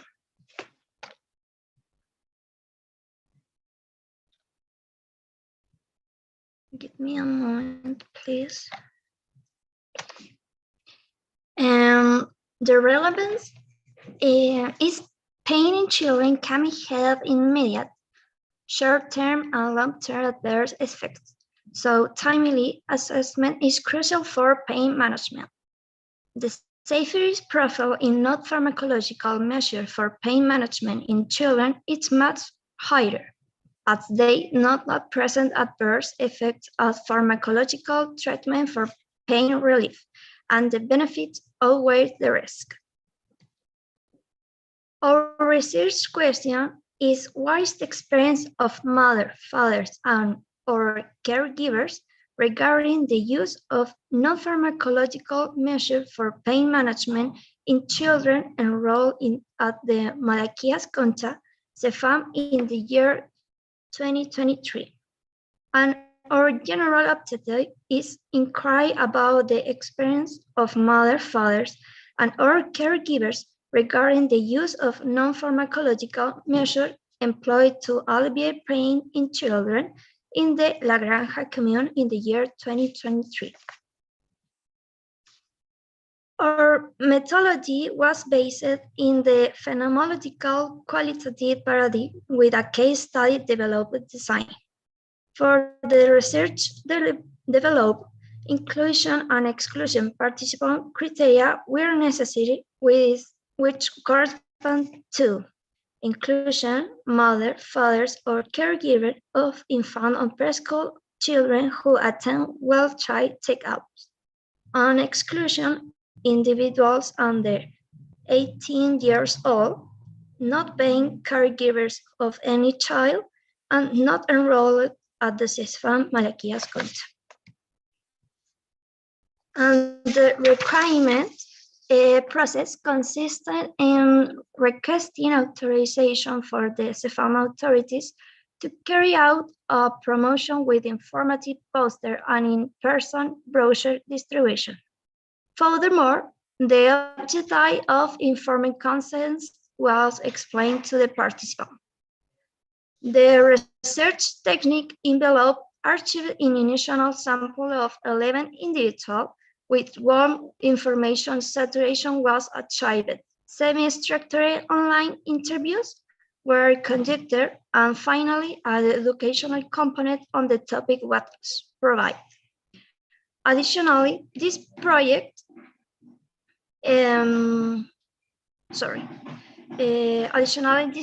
obtained approval from the Ethics Committee with the corresponding approval record under the code displayed on the screen. In terms for ethical consideration, it's adhered to the principles and criteria outlined by Emmanuel Ezequiel, Bichout, and Childress.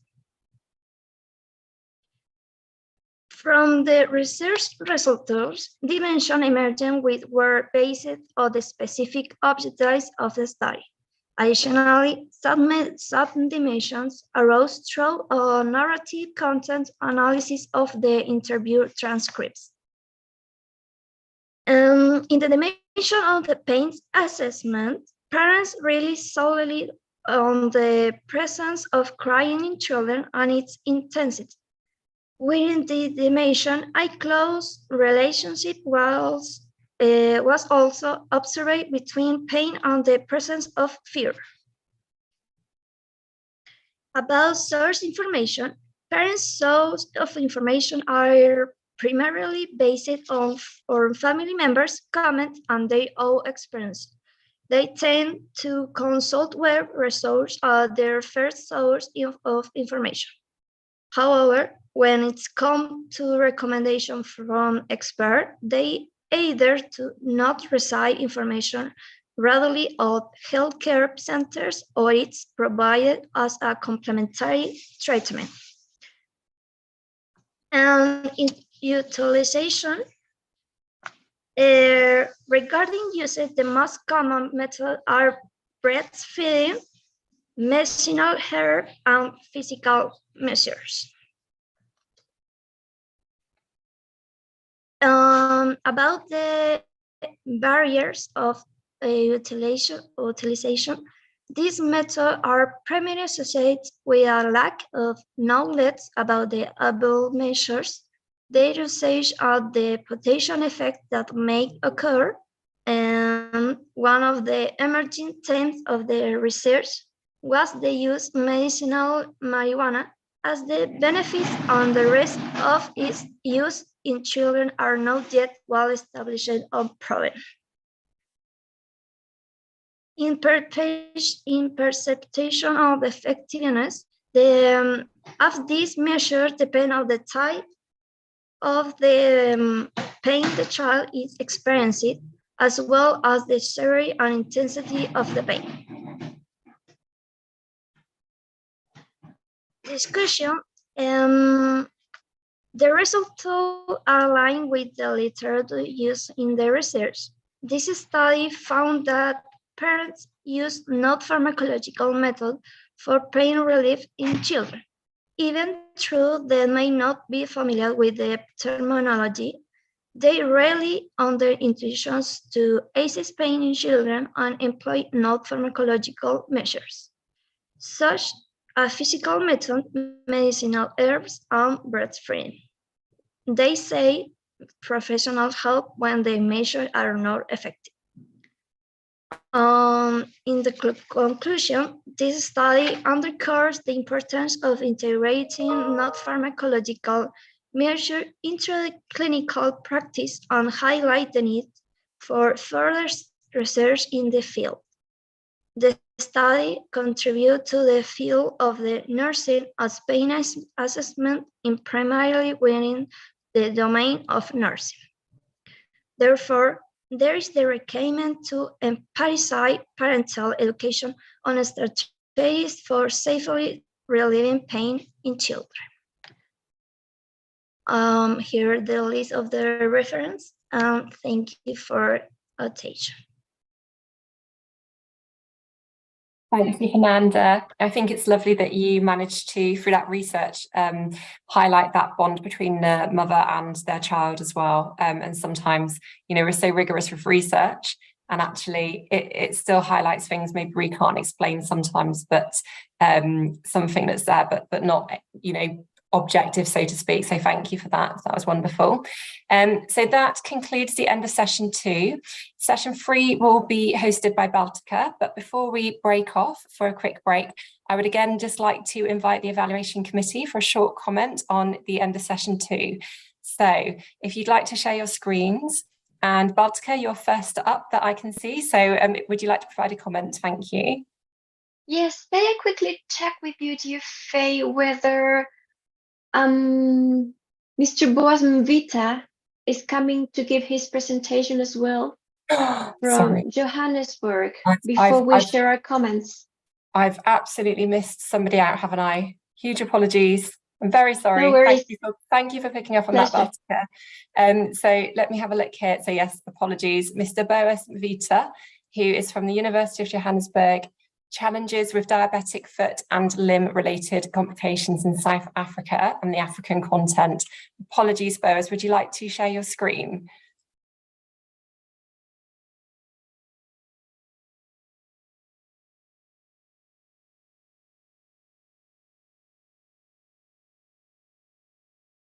Okay, Boaz, I don't think your camera's on yet.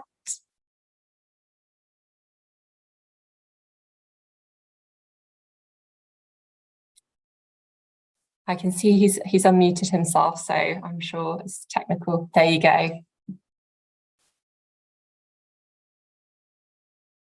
And we can't hear you, Boaz, at the moment.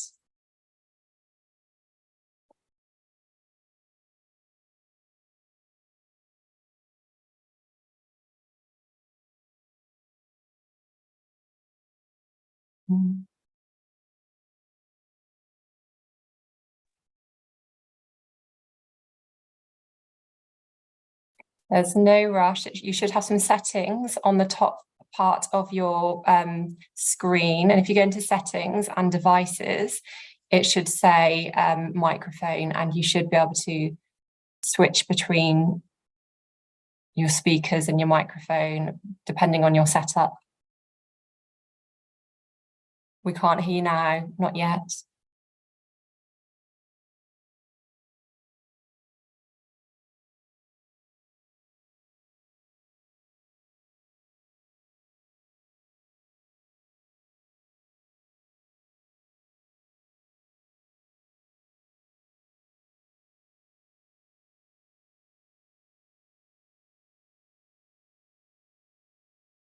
Not yet. Baltica, any suggestions?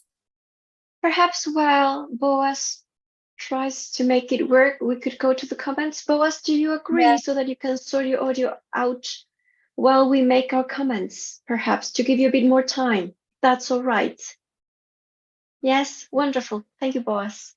Faye, please do go ahead with the committee's comments. Well, were you going to give that to myself first? I was. You appeared on my screen first, Baltica. So yes, ladies first. Thank you. May I pass that on to Manuel because he has to run for a second. So Manuel, please do go ahead, and then I'll go afterwards. Yeah, sure. Thank you very much, Baltica. Compared to my previous comments, which was more general, of course, it's difficult to comment all the different presentations because they address different topics and with different methodologies. But if I have to, if I do some sort of general recommendations to the presenters, is one of the main points in research is to have a very clear research question and a consistent method to answer that specific question. And in some cases, it is good to argue why this methodological approach that you chose, it is the better approach. Sometimes you say, okay, I'm going to use a qualitative approach, but why? Why you're using a qualitative? Why you're not using a quantitative approach? What are the arguments to support that choice? And in cases of qualitative research, it is good to frame that qualitative research in terms of some particular different type of analysis as well. So it is important to declare that you are anchored in one particular framework of qualitative approach. In quantitative analysis instead, or not instead, but in quantitative analysis, you also need to say why you are using this approach and not a more complex approach, or between the different quantitative approaches for impact analysis, for different type of exploratory analysis, your choices must be really good supported during your presentation. I would encourage the students to make progress on that sort of ideas. Yes, thank you very much. Thank you, Manuel. I would like to say that, of course, there is a common thread to all four presentations, 3 so far. Hopefully, Boaz will be able to give his as well, which is the element of chronic conditions and living with a chronic condition globally. So we've seen presentations around literature reviews and different methods for research. And generally, we can see some common threads around chronic conditions, which is how hard it can be to live with a chronic condition, the need for medical and surgery treatments, which also add complexity to care and to living with a condition. Also, the significance of having the opportunity to effective, pertinent care from healthcare system, but also adapting everyday life. And finally, how important it is all over the world, how we feel treated by healthcare professionals, and how significant that is to care and to find a global satisfaction and quality of care. So I think in general, regardless of the different types of presentations we've got, literature reviews and original research, descriptive mostly, we can see that chronic conditions in all are challenging to healthcare systems in all 4 countries that are coming together in this conference. And I want to give a special thanks to presenters whose first language is not English, who gave such a huge effort to share their knowledge with us. How brave you were. Thank you so much for your bravery for doing this live streaming and in front of peers who are native English speakers. So a big applause to you and thank you very much.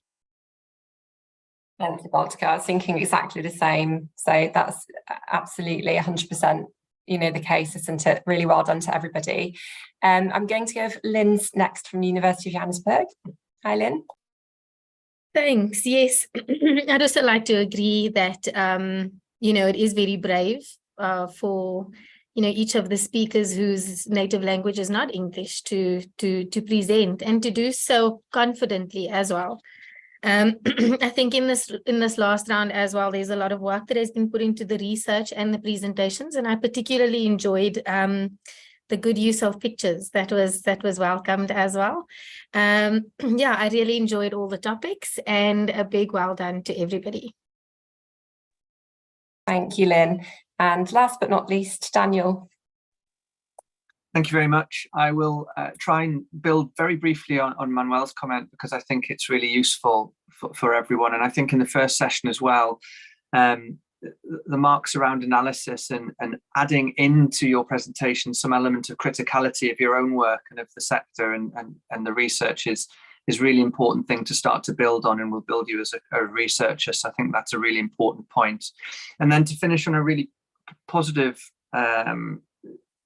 thing that I've noticed, I personally am really sort of an advocate of impactful research, and all of the presentations we've seen today have a real world application and a real world potential to have impact. And I think it's really good to see that at an early stage of students focusing on things that have a real world impact. I think that's a really important factor for research, and it's really heartwarming to see that across the board in both the first session and that last session. So that's a real positive, and well done for that. Thank you very much. Cheers, Faye. Thank you, Daniel. Some very relevant points across the board there from our evaluation committee, so thank you. So Boas, I would again just like to introduce you and invite you to share your presentation, and hopefully any audio issues have been resolved.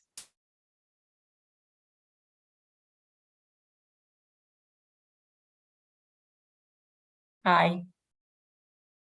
Oh no. No, it's not working.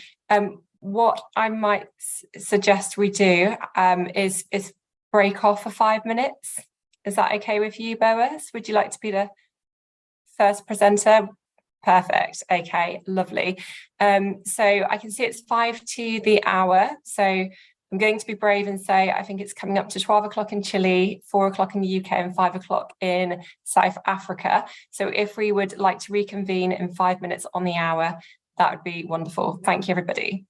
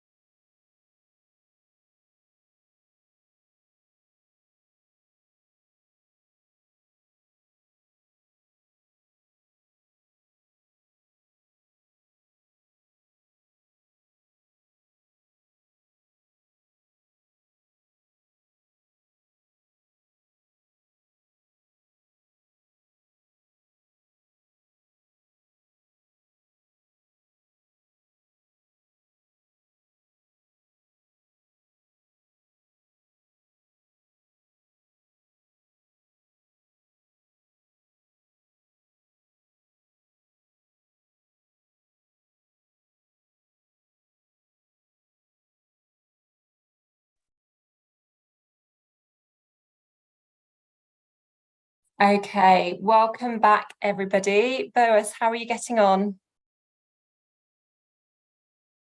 Oh, no, there's no sound. No.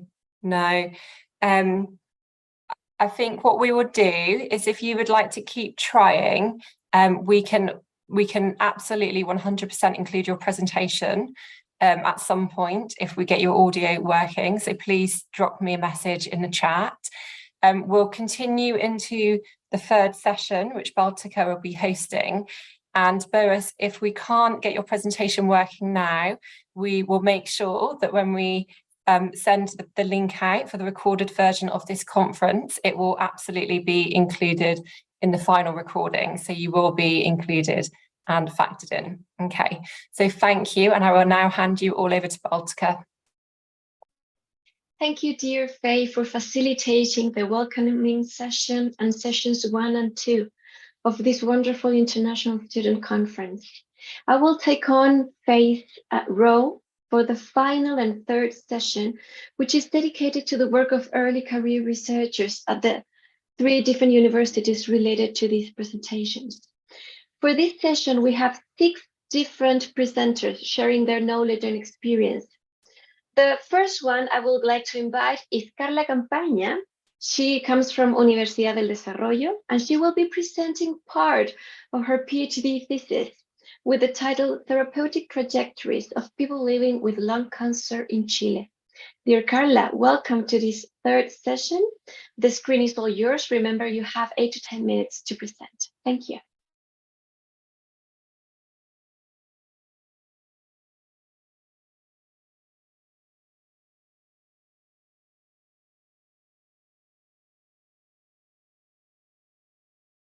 Good afternoon, everyone. Today, I invite all of you to learn about the way of lung cancer.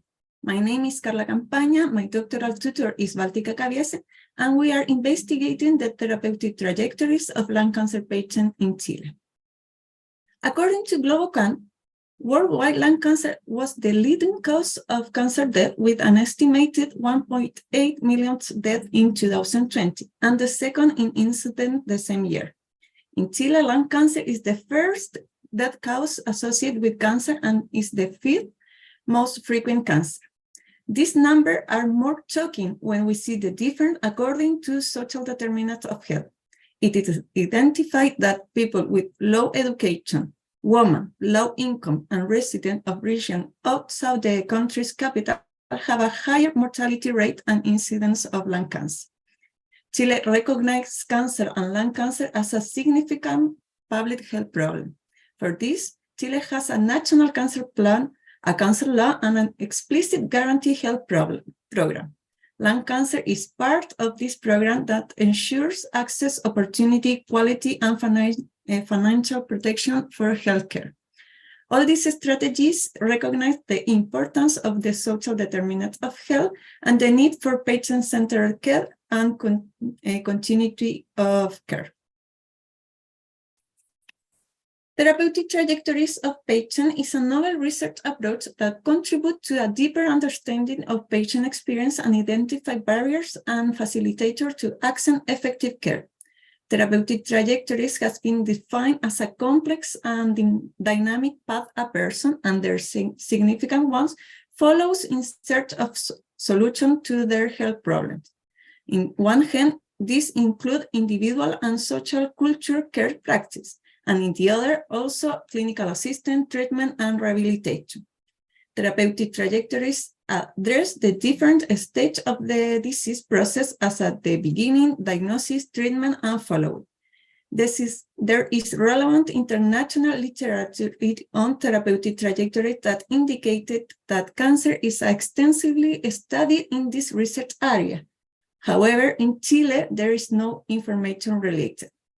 For this reason, the research question was, how are the therapeutic trajectories of patients with lung cancer in Chile according to social determinants of health? The research aims was to reveal the therapeutic trajectories of adult patients with lung cancer in Chile according to selected social determinants of health. And the specific aims were to identify key components of the therapeutic trajectories, in the therapeutic trajectories of lung cancer patients, and also to reveal the mechanisms through which the social determinants of health acts as a barrier in the therapeutic trajectories of adult patients with cancer in Chile. We conducted a qualitative study with an exploratory approach to a deeper understand the study phenomenon and address these aims. The study followed a case study designs. The case study was defined as the experience of the therapeutic trajectories patient of adults with lung cancer in Chile. The number of participants was defined based on theoretical and feasibility criteria, and the sampling unit were lung cancer patients, health professionals who treat lung cancer patients, and also civil society leaders linked to lung cancer. The recruitment process was carried out between October 2021 and March 2022. The strategies for the recruitment patients include social networks, civil society organization, health professional, and the snowball technique. For data collection and analysis, we conducted online semi-structured interviews, audio recorded, and a verbatim transcription for all the interviews into Microsoft Word. 2 members of the research team confirmed the transcript of the interviews. Each interview was assigned a unique code to ensure participant information and confidentiality. Deductive thematic analysis was carried out manually using an interview matrix, a qualitative method that identified thematic patterns from the data collected. Participants were 18 patients, 8 health professionals from the public and private health system, and 1 civil society leader. All participants signed an informed consent. There were recognized 3 relevant pathways of the therapeutic trajectories in general. One of the private health system, other of the public health system, and 1 mixed pathway. The principal difficulty in the private health system was related to the cost of some exam or treatment. And in the other hand, in the public health system, the principal difficulties were related to delay, cost of exams, and access to exam or treatment. For this reason, some patients of the public health system get out to the private system to resolve these difficulties.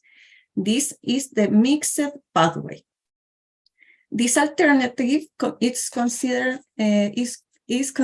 a significant out-of-pocket expenses. So it is only an alternative for some of lung cancer patients from the public health system. Some quotes related to these finds are, in the private health system, the patient said, "I stay in ISAPRE because it covers many hospitalization and medicine, something that FONASA, public health system, does not cover, and the hours in the private system are faster and more agile to get." I'm sorry, I can see the other one. Say, the scans, the resonance, all those exam topics, the most difficult things was to get the hours. We didn't have the condition to pay privately. This is a public health system patient. And a patient from a mixed pathway. We have done everything from the public for the private issue, because one knows that in the public system, one dies waiting. Why say it in other words?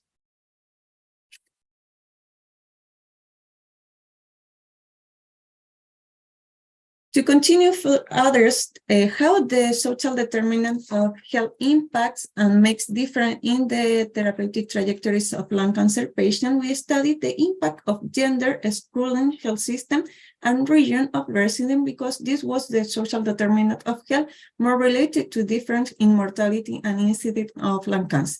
In general terms, these social determinants of health have a dynamic impact on the therapeutic trajectory of patients. The impact was during all the different stages of the therapeutic trajectory, and this influenced each other. Results show that being a woman, having a low education, being part of the public health system, and living outside the metropolitan area is the more powerful intersection in the therapeutic trajectories patient. Unfortunately, people with this social determinant of health have to experience more barriers during all the therapeutic trajectories of lung cancer, showing a critical injustice issue. More information about this result can be found in a recently published paper. And finally, as a discussion, it was recognized that the therapeutic trajectory of Chilean people with lung cancer is complex and inequitable. An intercultural and interdisciplinary healthcare model is relevant to improve patient experience. Also, it is crucial to reduce the difficulties and barriers that people with some social determinant of health experience. It is essential to work together between patient, the health system, professional, and society to enhance the experience of patient and achieve equality. This research is unique in the country, and that its results allow the voice of patient to be considered in health decision-making and decrease inequality. This so reference of the research, and thank you very much.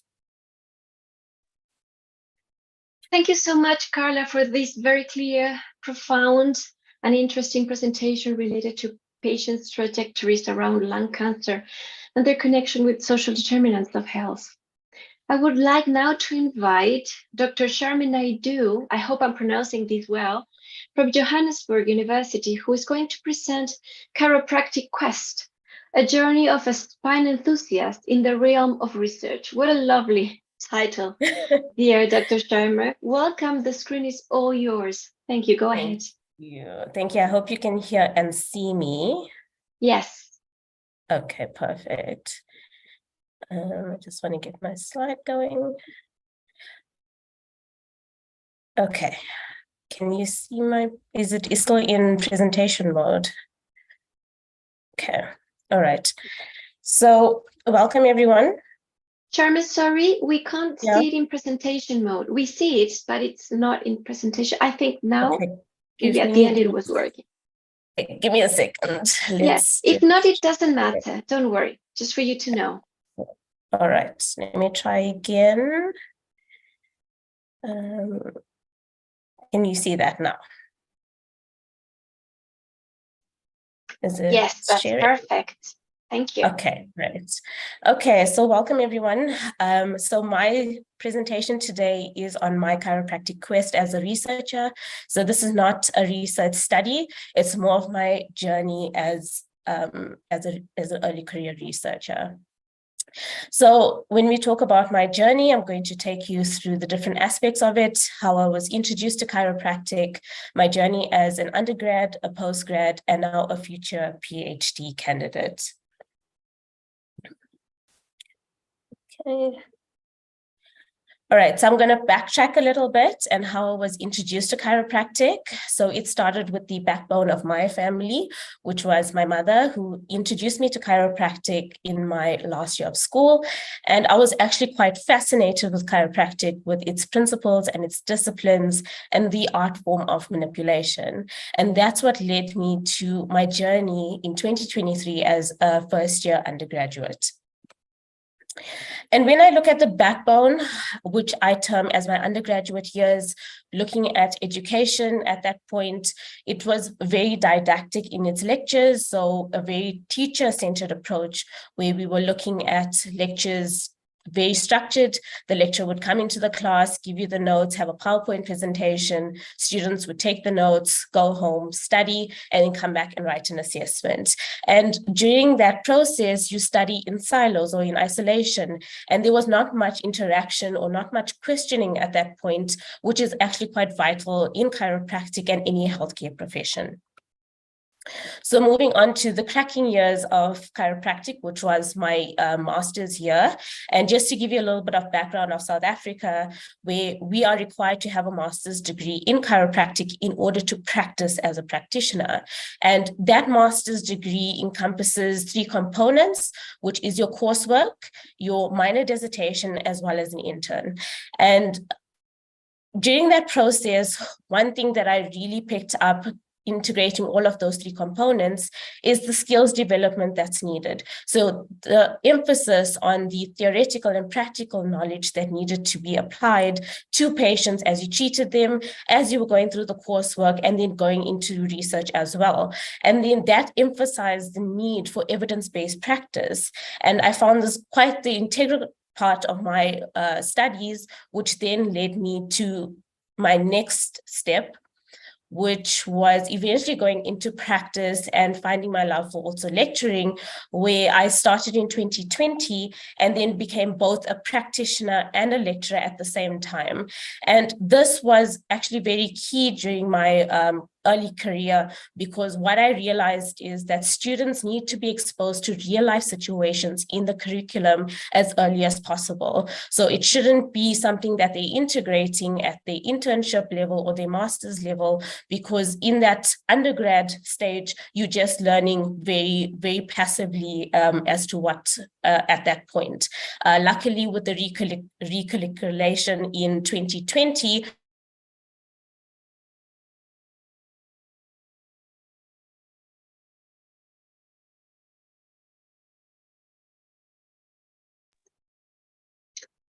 I think Sharna's internet connection collapsed at this moment. We shall give her a second to see if she comes back.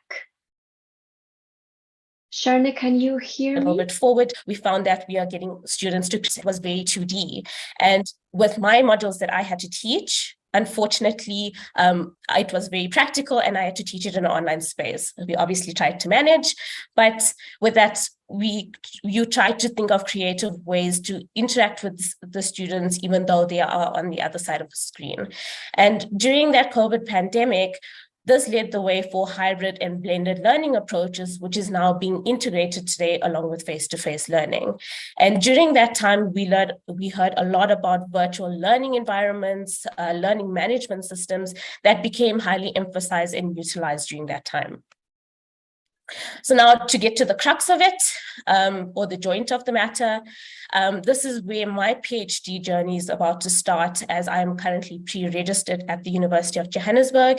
And now I'm combining my passion for both education and chiropractic together. I'm going to be looking at simulation-based learning in order to enhance the student experience and move towards a student-centered pedagogical approach, which was previously more teacher-centered. Okay, this will allow students to be upskilled and better prepared for real-life situations and have a developed critical thinking and clinical reasoning skill set, which is vital in practice, especially when you're diagnosing and treating patients. Simulation-based learning will help create a more meaningful learning environment for these students and provide long-term retention of knowledge and skill set. All right. In a study conducted in 2010, it showed that simulation-based learning produced better practical skills than your normal didactic lectures. So to bring it all together and bring some key concepts and conclude my presentation, there is high value in simulation-based learning, not just in chiropractic, but in the healthcare space in general, especially within South Africa, where chiropractic is only taught in 2 institutions, which is the University of Johannesburg and Durban University of Technology. And this kind of method has not been implemented within our country yet. So having healthcare students exposed to real life situations in order to build their skills and not harming patients, which is a key element in that practice. Chiropractic does take years to master, okay, and providing these skills to students at an early stage would make them better practitioners eventually. This also helps students think outside the box in terms of their critical thinking and clinical reasoning. And then it also may help to bridge the gap between industry and academia, where we can look at issues that we're finding in our industry, but in any healthcare space, and then link it to academia by teaching these students about what we find, issues that we're finding, and then creating more evidence-based research in order for them to practice to get better patient outcomes. Thank you. Yeah, Sharna, thank you so much for this interesting presentation, reflecting upon what it means to us in the backbone, as you said, cracking into ourselves, if I may, using your same language. on doing research and learning through a master's and a PhD program, which are about to start, what it means to us personally and giving sense to it, a sense of purpose to our lives. So thank you for that reflection about creativity, critical thinking, and personal development. Well done. I'm going to make a parenthesis here and ask Boaz if he's willing to come back and see if he can make things work in terms of audio. Boaz, how are things looking up for you over there?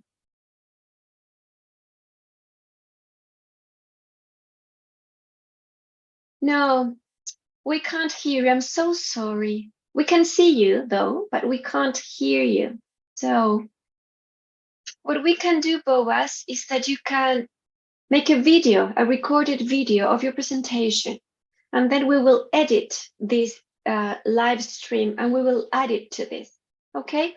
We will not be able to include your presentation for the assessment, for the evaluation team to provide a score, but we will be able to potentially add your video recorded to the full session afterwards.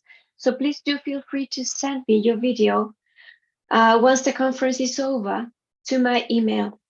Thank you so much for all the effort. I know this has been really hard and I can see how much you're trying to make this work. So I'm going to continue with session 3 as planned, and I will invite Francisca Bestani to come to the screen. She's from Universidad del Desarrollo. She's an early career researcher, and she's undertaking a master's in public health research program. And she will be presenting about a research program, a research she's conducting today related to trajectories of young women living with breast cancer in Chile. Dear Fran, thank you so much for your time and enthusiasm, and the screen is all yours.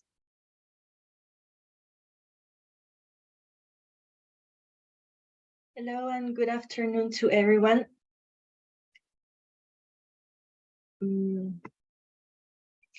Okay, so I'm going to present this study titled Unveiling Needs and Perceived Gaps in Access to Treatment in Young Women Living with Breast Cancer in Chile, Recognizing Therapeutic Inequities from the Voice of the Patients.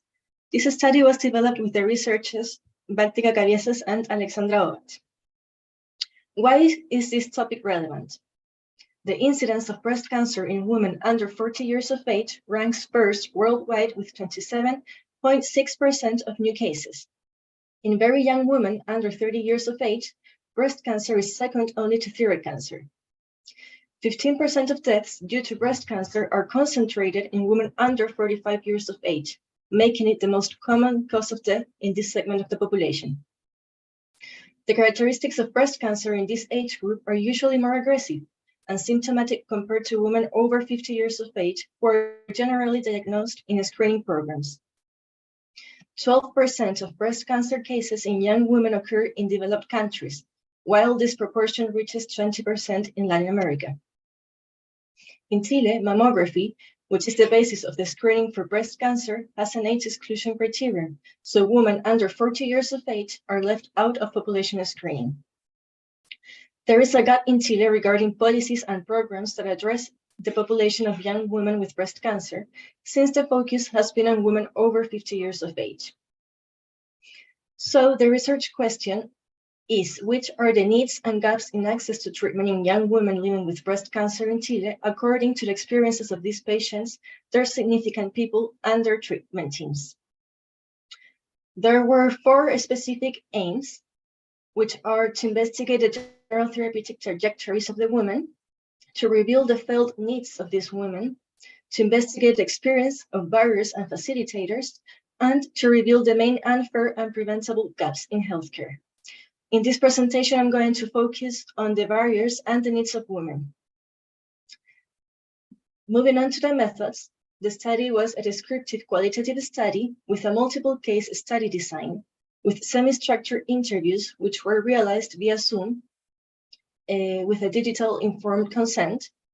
Interviews were audio recorded and then transcribed for thematic analysis, and it was approved by an accredited scientific ethics committee.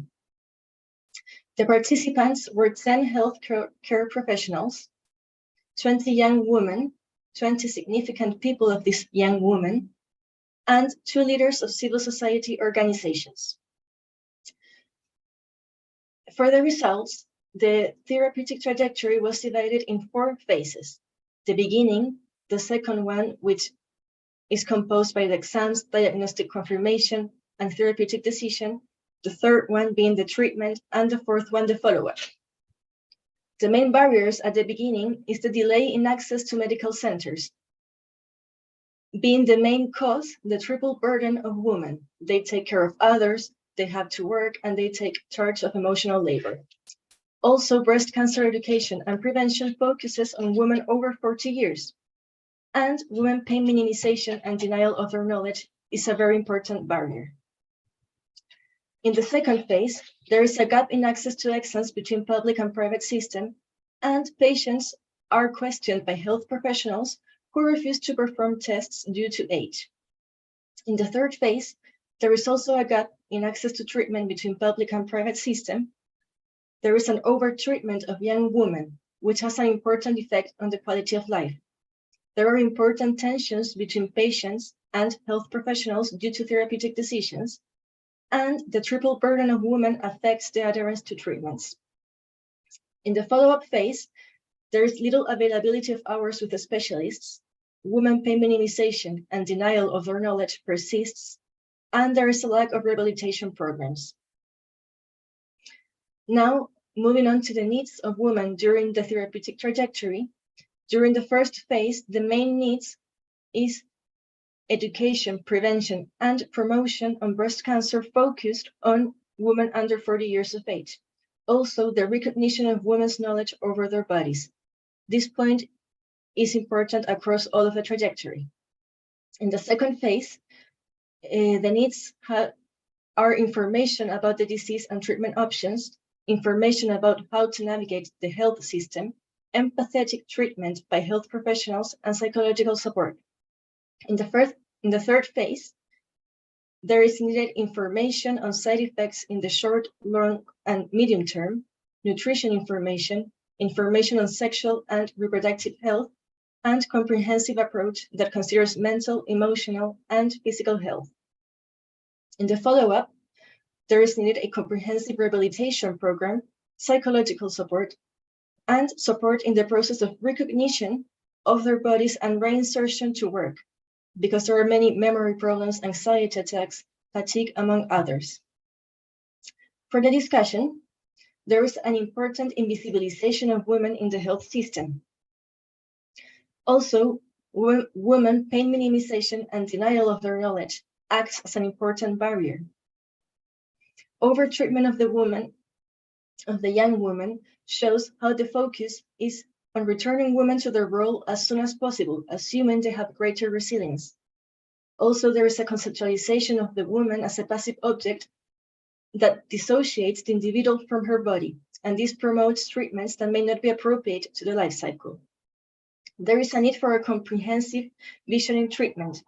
The conception of the fragmented body from the biomedical perspective excludes the psychological dimension, the psychosocial aspects, and the social determinants of health.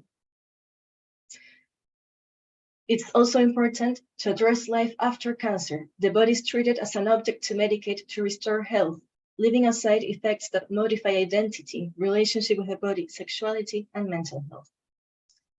These are the references, and thank you very much. Thank you so much, Francisca, for your presentation. How fascinating to see elements that women struggle with, like the triple burden of care and the complexity of therapeutic trajectories when living with breast cancer. Thank you so much. There is the potentiality that Boaz has made things work. So Boaz, if you want to try just this last one time, are you there?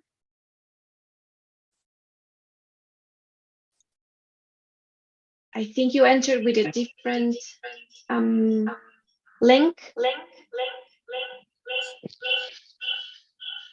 Hi, can you hear me? I can hear you. That's perfect. Just please, if you have your YouTube opened, please mute it so that we don't have the echo. But that is working perfectly fine. Okay, can you hear me?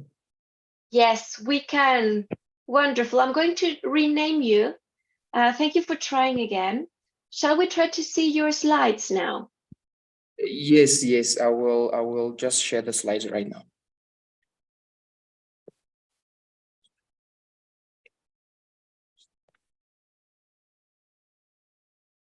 Well done, Boaz, and thank you for trying so hard. No problem. Okay, I'm about to share the slides now. We can wait, don't worry. Okay, can you see the slides now? We can. We see them tiny, but we can't see them. So But not I'm sure going if to you try can. to place the slideshow, right? Let's see if it works. Yeah, I'm going to try that. And if not, don't worry. Let's just do it as you can. Okay, I'm trying that. It's great to hear you, Boaz. Slideshow. Just leave it like that. Okay, is it fine like this though? Yes. Is it don't okay worry. like this? It is okay. Please do go on. All right. No worries. Go All right. ahead. Real Thank you. apologies for the connectivity issues. I really apologize for that. But without any wasting of time, my name is Lukusa Boaz Mvita. I'm from the University of Johannesburg in the podiatry department. My presentation today is about the challenges on diabetic foot and lower limb related complications that are seen in South Africa and in Africa as a continent. So why is this topic relevant? So we know that diabetes is a major threat. It's a major threat to the healthcare, the public sector. It is the third leading cause of death globally and the fourth leading cause of years lived with disabilities.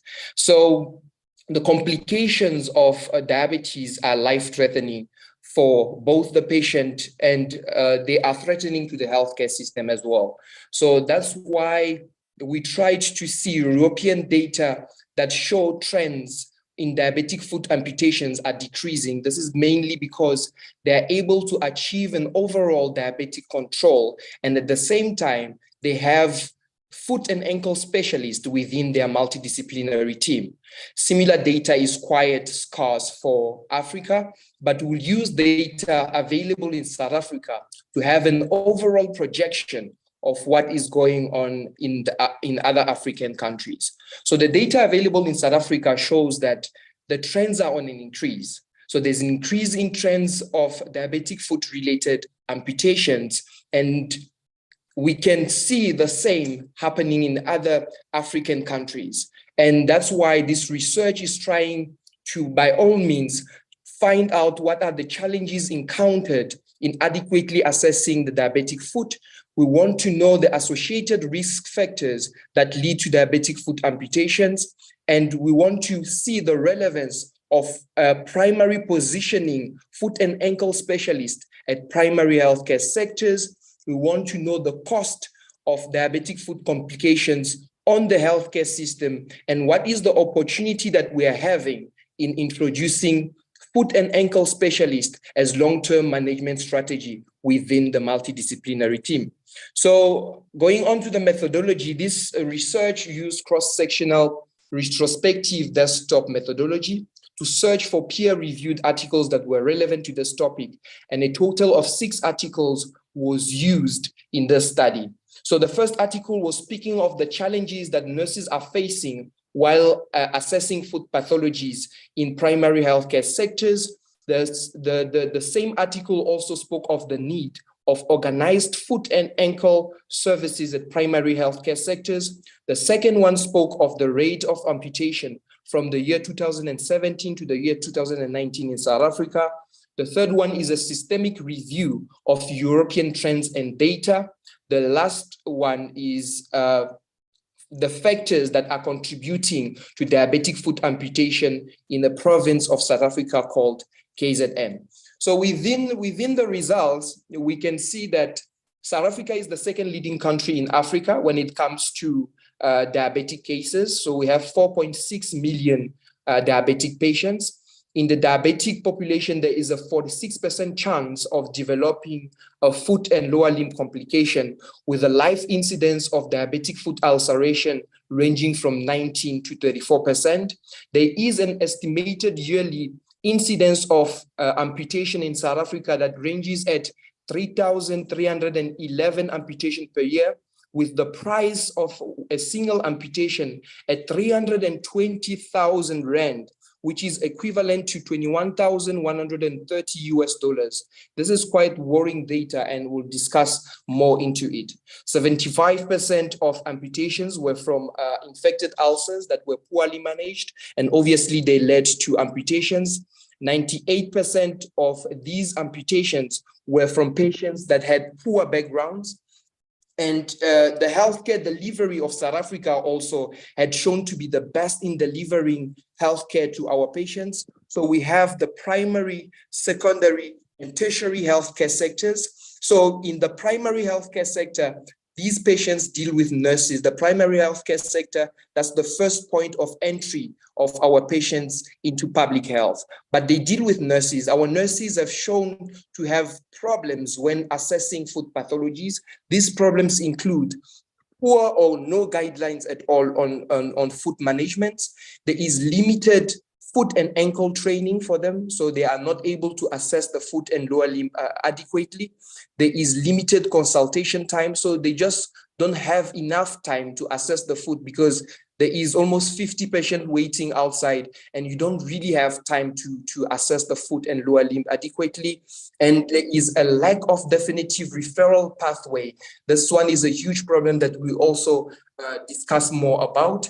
The foot and ankle assessment is not mandatory for patients. So whether it's done or not, it's not really much of a big deal, if I have to put it in that way. So in addition to that, we also see patient socioeconomic factors that affect the outcomes that we have for our diabetic patients, as 98% of these patients that had complications or diabetic foot amputations were from poor backgrounds. So getting into the discussion, we can see that with the problems that were already stated, there is a need for organized foot and ankle services at primary healthcare sectors. 75% of amputations were from ulcers that got infected, which means they were poorly managed. But if we have foot and ankle specialists at primary healthcare sector, this will allow for early detection, assessment, screening, and staging of the diabetic foot in order to avoid these complications. Foot assessment, as I said before, is not mandatory for nurses. So whether they do it or not, it's not mandatory. But if you think of it, this is the job of a podiatrist. So by placing a podiatrist or by placing a foot and ankle specialist at primary healthcare sector, will make sure that all our patients have thorough foot and ankle assessment. So the diabetic foot is well and thoroughly assessed. We will have risk stratification with special regards to well-organized guidelines, the assessment tools, and early detection of complication. And from there, we will be able to draw a patient-centered management plan accordingly to prevent infections, ulcerations, and other factors that could lead to amputation. It is also very devastating to find out that more of our funds are spent into amputations instead of spending funds into preventative measures. So the price of a single amputation, which ranges at 320,000 Rand, is similar to the price paid for a podiatrist per annum. So we are spending more finance into amputations, which is very devastating for our patients. I mean, the psychosocial factors after amputations on our patients are very detrimental. So we are spending more into amputation than spending into preventative measures to prevent amputation from happening at the first place. And from that, we know that our podiatrist or foot and ankle specialists are not going to be placed in primary healthcare centers overnight. But what can we do in the meantime? We need to train our nurses. Those are the ones responsible for our patients at primary healthcare sectors. They need to be trained enough to assess and detect food pathologies as early as possible. And there is that failure within the referral pathway. One of the nurses mentioned that for a foot and lower limb pathology, she would refer to a physiotherapist. So that delay within the referral pathway leads to poor outcomes for our patients. But if we have well-trained nurses that are able to assess and they know when, where, how, and who to refer to, then we are going to achieve that overall diabetic control. Lastly, our patient socioeconomic factors are also a problem in this case. So I will give you two examples. We give brilliant advices to our patients and we say, can you please go home and wash this wound 3 to 4 times a day? While this patient lives in a rural area where access to water is 10 to 15 kilometers away. And these are realities that are seen in Africa. And these are realities that are seen currently in South Africa. So this patient, what are they going to do? They will use whatever water that is accessible to them, whether it's clean or not, and they will use it on that wound. This creates infections and risk of amputation. So there is patient psychosocial factors that we have to look into. They find or they make a gap between policy and implementation of these policies. The policy is existing. The implementation of this policy becomes a problem because patient socioeconomic factors are in between.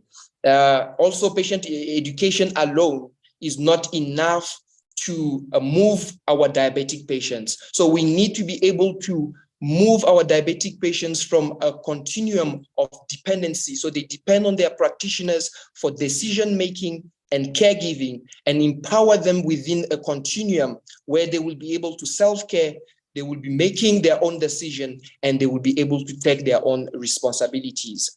In conclusion, if I had to conclude this, I would say we do have research, we do have the data that show podiatrists are needed at primary healthcare centers, and we are sharing the knowledge, we are sharing the data the way we are sharing it right now. But without implementation, with the gap existing between policy or between research and implementation, then we are fighting a fight that we might never win. So this is my story and I shall stick to it. Thank you so much for your patience.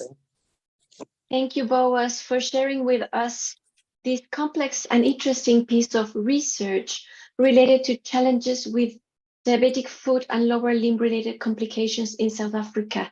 I can see how through your research, you've been thinking a lot about implementation science and everyday complexity in low and middle income countries and less industrialized countries as well, and challenges for South Africa, which are common to many Latin American and Caribbean countries as well as Definitely. some other European countries.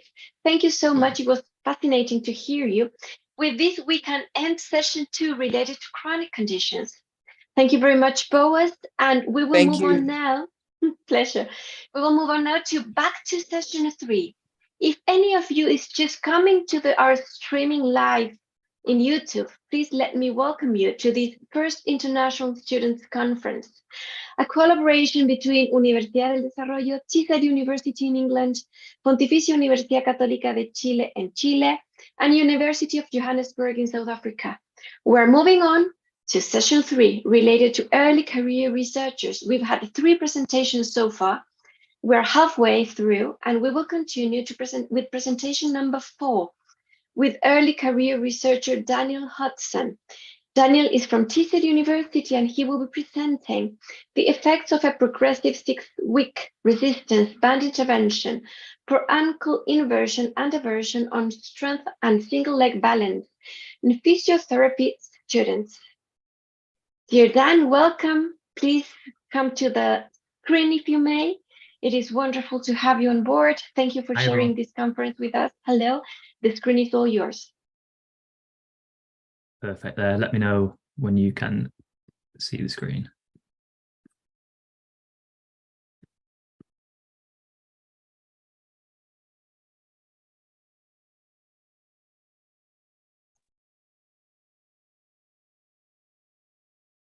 Not yet.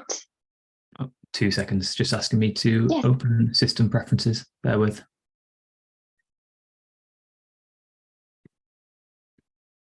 No worries, take your time.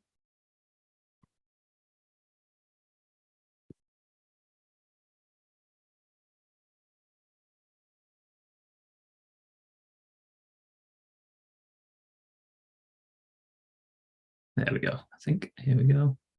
There we go. Yes.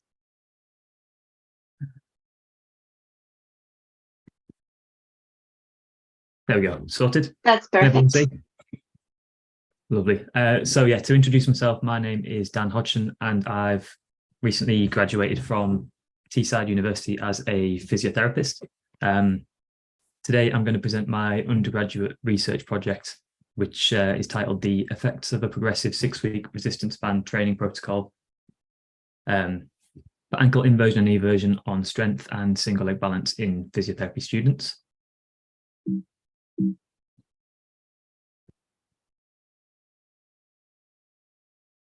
So to start with, why is this topic relevant? So firstly, dynamic balance has been investigated as a potential risk factor for lower limb injury across multiple sports.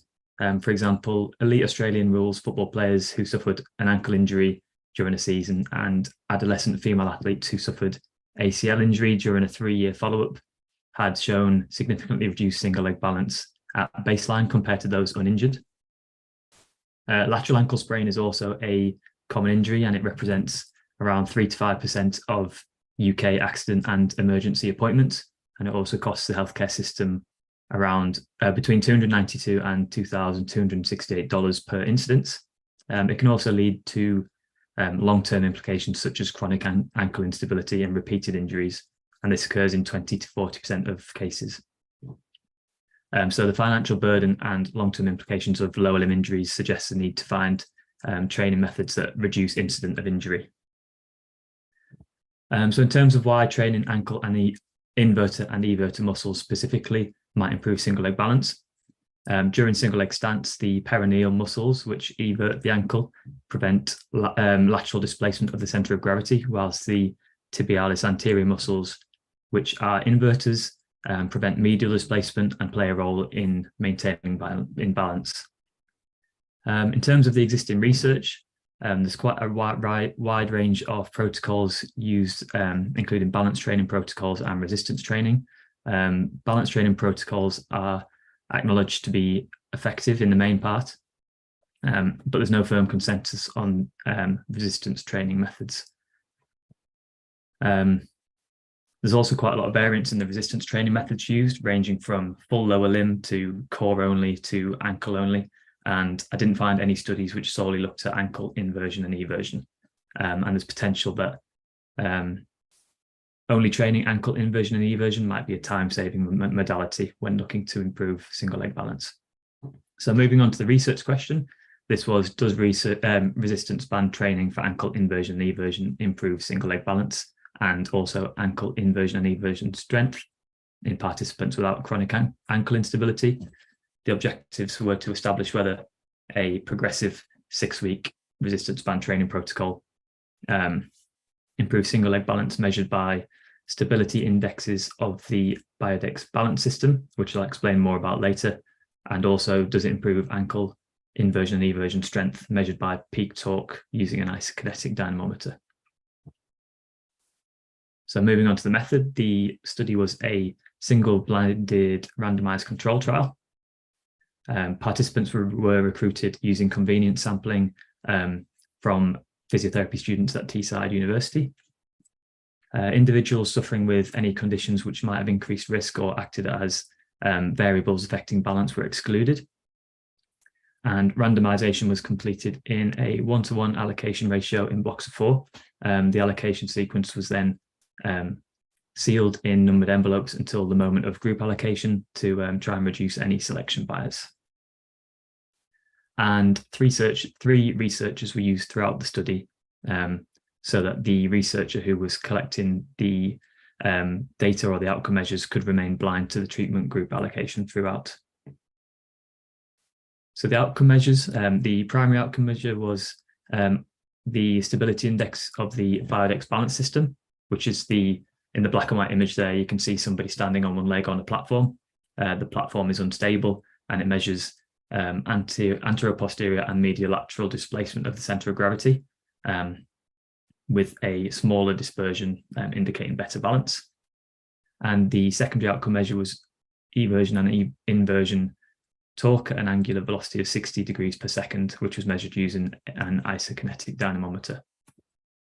The control group underwent normal activity with no additional balance or resistance training, and the intervention group underwent the progressive resistance band training protocol. This involves 3 sessions a week over 6 weeks, and there were weekly progressions, which you can see in the table that's on screen now. In the bottom right there, there's an image of the positions used for the resistance band training. So moving on to results, and firstly data analysis. Separate 2x2 repeated measures ANOVA tests were conducted for each of the outcome measures. Effect size were reported as small, medium, large, and large using the Cohen's d value. So onto the findings. Across the study, there weren't any statistically significant changes, potentially due to the small sample size used, which I'll discuss later, and hence the need to report effect sizes as well as any statistically significant changes. So across the primary outcome measures, improvements were observed in all of the stability indexes in the intervention group. There was a 25.7% improvement in the anterior-posterior stability index, 26.7% improvement in the medial-lateral stability index, representing large and medium effect sizes, and the overall stability index improved by 12.5%, which was a medium effect size. Interestingly, there weren't any improvements in peak torque, with inversion peak torque reducing by 0.6% and eversion peak torque reducing by 6%. And on the right there is the table that I used to record the results, including the change score for each of the outcome measures and the effect size values under Cohen's d. So moving on to the discussion. The study potentially begins to add value to the existing body of research in that resistance training solely for ankle inversion and eversion may improve single leg balance. And if this is true, then there's potential that the intervention used in the study could be a low cost and time saving modality to improve single leg balance for people who weren't willing to invest lots of time in balance training protocols, for example. However, having said that, further research with adequate sample size and methodological improvement is required, as there were some limitations in the study. I carried out a post hoc power analysis following the study, which suggested that a minimum of 16 participants is needed, so 8 in each group.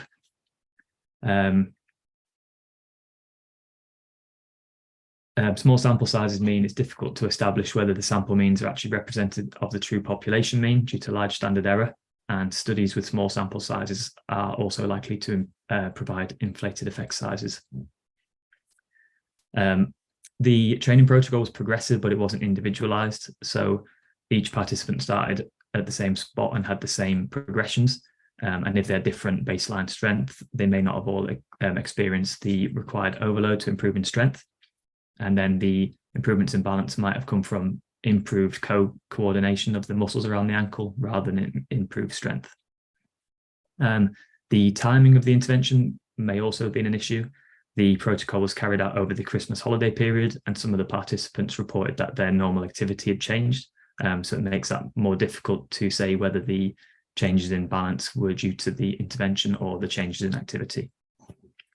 And finally, the program was carried out at the homes of the participants, meaning the intensity and the technique was not monitored.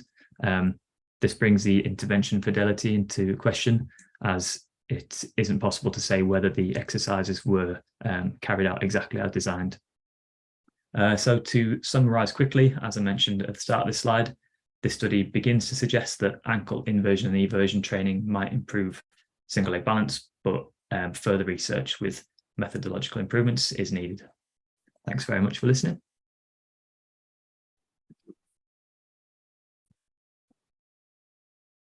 Thank you so much, Dan for this really interesting presentation, a clinical research piece, randomized control trial, which I would like to highlight that even though it's focused on your particular discipline, it's relevant across disciplines in terms of the quality of therapies that we are willing to provide from healthcare and the relevance of conducting clinical practice and research pieces to improve our care every day. Also, would like to felicitate you for the ability to produce a critical thinking on limitations and risk of bias related to this piece of research. Thank you so much, Daniel. Also for following the allowed time. Thank you. We will move forward. We just have 2 more presentations from early career researchers left. So I will invite now Paula Madrid from Universidad del Desarrollo to come to the screen. She will be presenting her master's thesis entitled Living in Transient Camps in Chile, the Experience of Migrants. Dear Paula, welcome to this conference. You have 10 minutes and the screen is all yours. Thank you for having me. Well, my name is Paula Madrid. Good afternoon to everyone. And I'm going to talk about my master's thesis called Daily Life, Territory and Migration, Analysis of the Configuration of the Daily Lives of International Migrants in the Millán Camp in Puente Alto, Santiago, Chile. To contextualize the current socio-political and economic crisis affecting Latin American and Caribbean countries is reflected in an unprecedented transnational migration phenomenon. Forced migration processes in Chile have become increasingly common and marked by irregularity.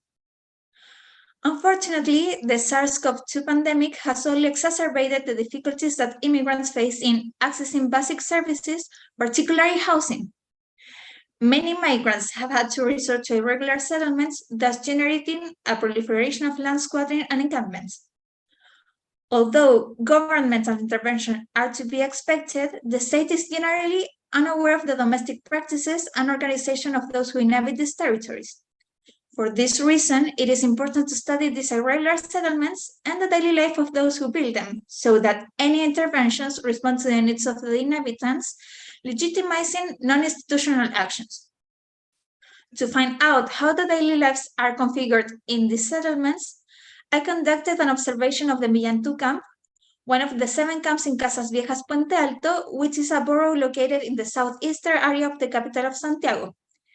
It is generally a low-income borough, also known for the high concentration of migrants, which allows us to observe at a glance other ways of life that become relevant from the community point of view. Thus, the question of the present study arises. How are the daily lives of migrants residing in Millán camps, Puente Alto, configured? The general aim is to understand how the daily lives among migrants residing in Millán camp, Puente Alto are configured, and the specific aims are to identify the daily practices that are part of the routine of migrants in Millán camp, Puente Alto, to analyze the spaces and times where migrants in the Millán camp, Puente Alto engage in their daily practices, and to analyze the tensions and conflicts that arise from the routines of migrants in the Millán camp, Puente Alto. In view of the problem and to address the question outlined above, we have chosen a qualitative study approach. Specifically, we opted for a non-experimental, cross-sectional, and ethnographically inspired methodological design. Based on the to gather data for the current research, a device consisting of 3 techniques has been employed. These are participatory observation, ethnographic monitoring, and social mapping. This comprehensive data collection approach was implemented from January to August, and it included 5 ethnographic follow-up sessions, 4 observations on the ground, and 1 collective mapping workshop. It is decided to work with a convenience sampling, focusing on the practices carried out by those living in the Millán camp, on the understanding that through this, it is possible to identify daily practices that are part of the routines of migrants living in this area, thus allowing the analysis of multiplicity of spaces time present in daily practices, as well as the tensions and conflicts that emerge in routines. We followed of 7 women and 1 man from Chile, Peru, Colombia, and Haiti. And in addition, a collective mapping session was conducted in which 9 individuals, 8 women, and 1 man participated, all of whom had previously signed an informed consent form. Based on the data gathered, we conducted a thematic analysis of the map itself, audio transcripts, and field notes from each of the complete observation, accompaniment, and collective mapping sessions. This compilation serves as the documentary corpus of analysis.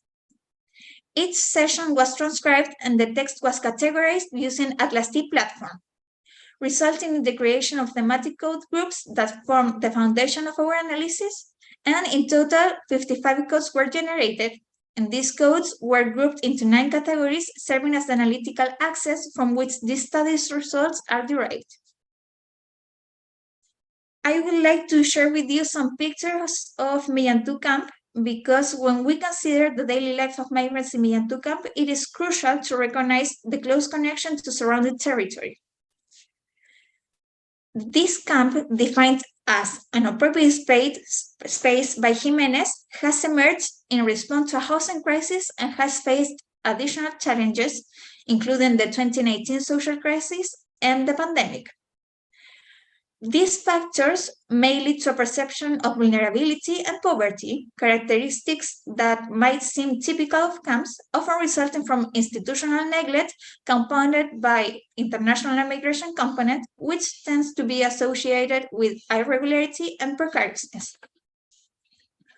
However, while migration is a defining aspect of Millantou, it isn't the central tension. The main goal of the resident is to improve their quality of life. Their daily practices within the camp are geared towards overcoming these challenging conditions and promoting a better standard of living within the context of irregularity. Based on the observation conducted in this research, a noteworthy trend emerges in the daily practices that shape life at Millantou camp. Situated on the outskirts of Puente Alto, where access to employment and essential services is challenging, there is a distinct emphasis on sustaining an internal microeconomic within the camp.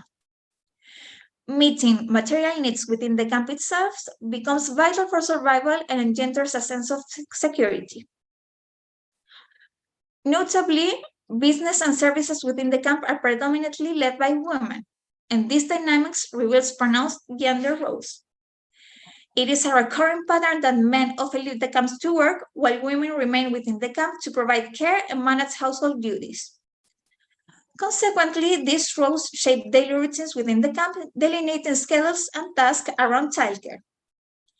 This also highlights that, as per Giannini's proposed categories, daily practices do not merely oscillate between realms of home, street, and work. Instead, the home and work coalesce into a single space, concurrently serving as a place for personal and caregiving activities. This also has a significant impact on the dimension of space and time. The camp's infrastructure and modifications such as building houses, installing security bars in passageways, or starting business reflect an intention of medium-term permanence in what was initially an emergency space. This reflects that tensions between ephemeral and the permanent as proposed by Capel. At the same time, within the framework of this aspiration for an improved quality of life, daily life in the camp involves community practices that revolve around fulfilling basic needs, with mutual support at the core. A notable example of this is the community meal, where individuals gather to share food every Friday and Saturday to alleviate hunger. Additionally, throughout the week, people engage in emotional support, material assistance, and guidance, reinforcing the sense of community, showing that practices related to production coexist alongside those focused on community well-being.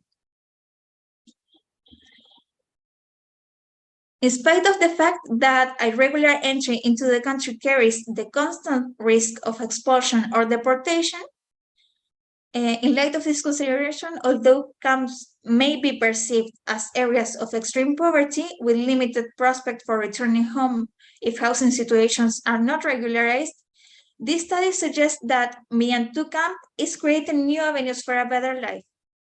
In this context, daily life becomes a battleground where community practices are instrumental in gradually building a more dignified future, one day at a time. These are my references. Thank you very much. Thank you, Paula, for this really interesting and fascinating presentation around some subgroup of populations that are marginalized and often do not see the light of research. So thank you for making them visible through your piece of research and master's thesis. Thank you for that, dear Paula. I will now move on to our final presenter, Eliana Correa. She's also from Universidad del Desarrollo, and she will be also sharing with us a part of her master's thesis entitled Therapeutic Itineraries of Women with Endometriosis in Chile. Dear Eliana, welcome to this session. Please take on your screen and your mic. Thank you so much. You're the last but not the least. Thank you for waiting until this time, and please go ahead. The screen is all yours. Thank you very much, Baltica, for this invitation. I will share my screen. Thank you very much. Good afternoon, everyone. My name is Eliana Correa, and today I will present some results of my master thesis in progress titled, Since I Cannot Remove It, I Work With It, Therapeutic Itineraries for Women with Endometriosis in Santiago. Why is this topic important? Endometriosis is a chronic disease that affects approximately 10% of women of reproductive age and takes an average of 8 years to be diagnosed from the time of the first consultation. In Chile, it is estimated that between 300 and 400,000 women suffer from it. It is characterized by a strong pain during menstruation, described as disabling, and in more complex cases, pain during sexual intercourse, chronic pelvic pain, and infertility in 30% of cases. My love is you. Conference is very, very, very nice. There is. It has been documented to profoundly affect the quality of life of women. It is a health condition made invisible by the normalization of pain in women linked to gender stereotypes present in society and healthcare spaces, the taboo of menstruation, and an androcentric development of medicine. A therapeutic itinerary is configured by all the decision and the framework of representation and conceptualization that the sociocultural context implies, which a person of group takes on what is perceived as a health problem. Here we can see the question that guide this research and general objective. I will present some results of two of the specific objectives that were to know the experience in the diagnosis and start of treatment of women with endometriosis, and to investigate the explanatory models that women give to endometriosis and its influence of their therapeutic itineraries in different healthcare systems. About methods, this research is a qualitative study, and to collect information, in-depth interviews were conducted with 8 women diagnosed with endometriosis at different stages of the disease. An intentional sampling was carried out. The recruitment of participants was carried out through social networks. The interviews were recorded and transcribed verbatim. A thematic content analysis was carried out using the Atlas T software. The project complied with ethical criteria. All the participants signed an informed consent, and the protocol was reviewed by the Research Ethics Committee of the Rovira y Virgili University. About participants, 3 women were in early stages of the disease, and 5 had undergone at least 1 surgery and experienced chronic pelvic pain. The age of the participants is between 25 and 44 years, and the time for the first consultation related to the symptoms of endometriosis to diagnosis was from 1 month to 12 years. The beginning of the itinerary is marked by the presence of the first symptoms related to menstruation, as pain, long periods, and heavy flow, sometimes since menarche. Regarding the participants' first search for help, 3 scenarios unfold: the decision not to share the experience and not request help, seeking help in self-care, and seeking help in health systems. The decision not to ask for help and or consult is motivated, but not considering the symptoms a problem and normalizing them at the beginning of the period, considering it a private issue that is not discussed with others. Self-care is carried out in a private space individually or with trusted care networks. The formal healthcare space is visited when the symptoms increase and questions arise about the normality of menstrual pain. The women interviewed consult multiple times for their pain, which is normalized in the medical consultation when women's physical pain is considered psychosomatic or emotionally related, visiting several gynecologists before diagnosis.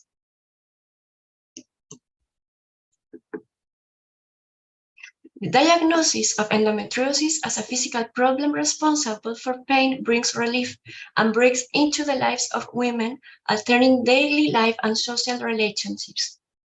From this moment on, various healthcare services provided by formal and informal healthcare.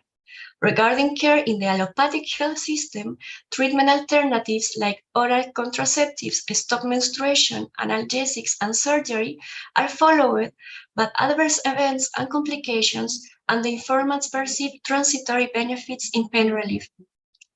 They experience mistreatment in healthcare through verbal violence and questioning of the legitimacy of their pain by doctors.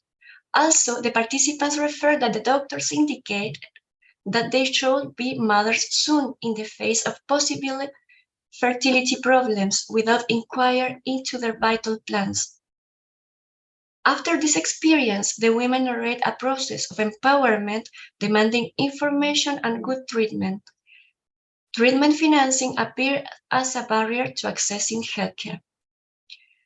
Also, the women navigate through complementary and alternative medicines where traditional Chinese medicine and acupuncture in particular are pointed to as a space for chronic pain management. Other spaces appear, such as women's circles and their role in the collectivization of care and resignification of the illness. In addition, strategies are deployed at home and derived from the use of alternative complementary medicines, such as the use of medicinal herbs, medical cannabis, Bach flowers, and aromatherapy. Here we can see some quotes from what the participants said about care in these healthcare spaces.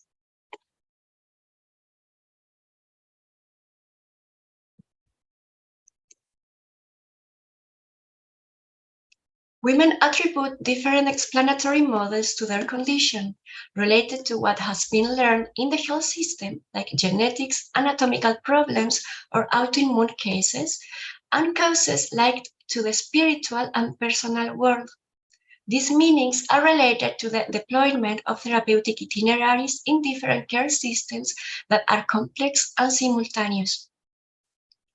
Here we have some quotes from what the participants said about the causes they attribute to endometriosis.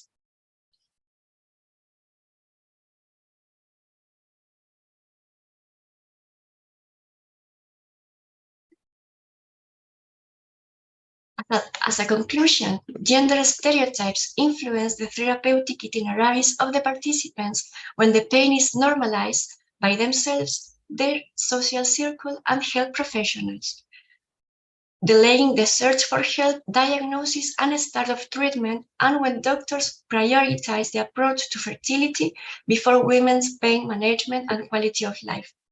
The need for a gender approach in the approach to endometriosis is recognized when the meaning of the disease is the itineraries that are deployed for its care are closely linked to the construction or female gender. It is essential that health teams and support networks take the above into consideration when accompanying healthcare and attention to stop violence and stereotypes that hinder the diagnosis and treatment of endometriosis and impair the quality of life of women. These are the reference, and thank you very much for your attention. Thank you so much, dear Eliana, for this wonderful presentation about a very enclosed, silent topic such as endometriosis, and including a gender approach to healthcare for these women. It was really interesting to see how you connected these different elements through your qualitative research. With this presentation, we have finished all 6 presentations from session 3 related to early career researchers. Before we call the winners for each session, I want you to know that the evaluation committee has been working really hard throughout the entire conference to score every presentation and give the winner with the highest score per session at the end of this conference. But before we say that, I would like to invite our evaluation committee to come back to the screen and share with us some reflections around this third session related to early career researchers, which has touched very different topics, different research methodologies, and different emphasis along big and early career researcher globally.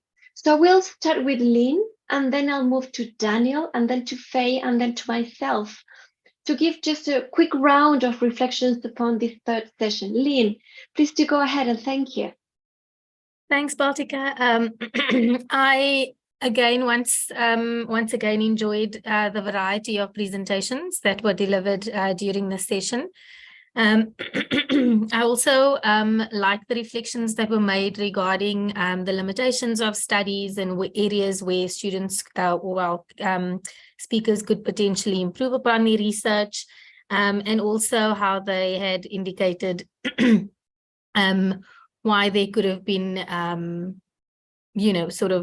changes, or why the research perhaps didn't go according to plan.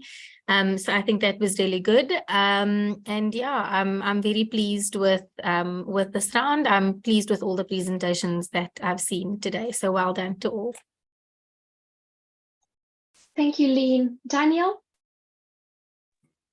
Yes, thank you. Another really, really interesting session. I've really been impressed by all of them, and just a couple of points to potentially make. One is that I've been really impressed with the discussions and the conclusions and outcomes from research, and I definitely would encourage you all to really focus on those and think about what next, because it's been really encouraging to see so many people across all the sessions engaging in research, and thinking about the implementation of your findings from research is going to be a really important next step. So I really encourage you to start to think about that and reach out to faculty where you are to do so.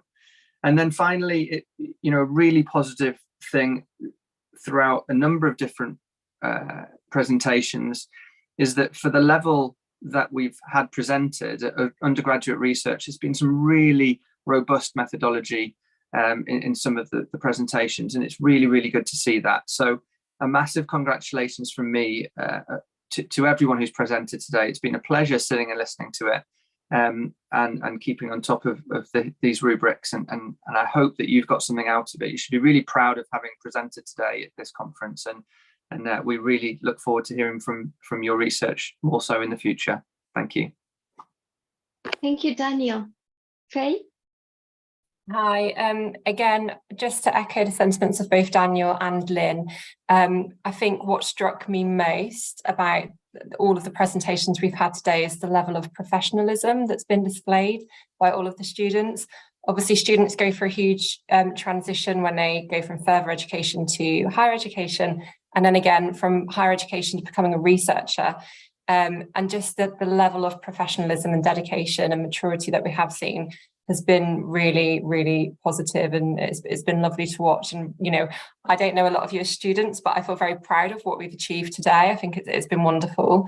I also think it's highlighted, with regards to the diversity of topic areas that we've been talking about, that underlying theme of public health and how it applies to each separate health profession, and actually how, we tend to silo education and re-silo health professions, but actually we need to do more of this integrated research and sharing our knowledge and what we know, because actually public health applies to each and every one of us in a different way. So thank you ever so much for participating. I'm eagerly awaiting the results of the evaluation committee, and just well done to everybody for participating. It's been excellent.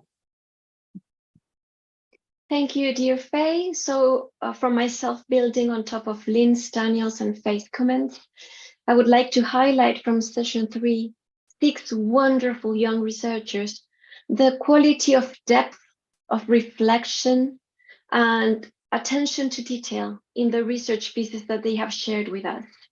It's wonderful to see how throughout an undergraduate training, a master's training and a PhD training, you can see researchers grow and academic independent thinking being developed over time. So I want to thank you and to congratulate you for daring to share with you your knowledge, your experience, and do it as you are learning. That's incredibly brave, and I congratulate you all for that. I incredibly enjoyed every presentation, and I've learned from you as well during this wonderful conference. So I'm going to say the winners per session, and with that we will be ending this amazing conference. But before that, I want to start thanking Universidad del Desarrollo for developing the work behind this live streaming, this Zoom link, this wonderful ability to share knowledge in a nice, elegant way, and also Teesside University, University of Johannesburg, and Pontificia Universidad Católica de Chile for trusting UDD in developing this work and also supporting every step of the way to make it happen. So now, without further ado, the winners of our sessions, according to the 4-part committee, evaluation committee, winners are, for session 1, related to unique populations, the best presentation was awarded to Joanna Matthews with the presentation entitled The Impact of Exercise on Rehabilitation in Cancer Survivors, a focus on chemotherapy-induced peripheral neuropathy.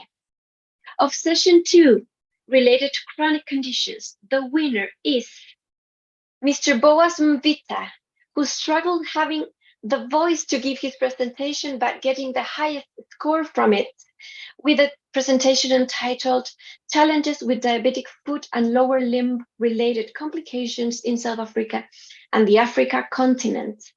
And finally, for session 3, around early career researchers, the winner, the highest score, is awarded to Francisca Bessani with her presentation entitled Trajectories of Young Women Living with Breast Cancer in Chile.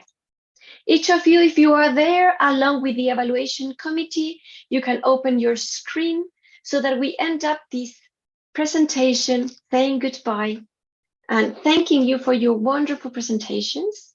Well done. Fantastic work. Thank you for doing your work, for sharing it with us. And with this, we say goodbye. Thank you to everybody and have a lovely afternoon or night. Thank you very much and goodbye.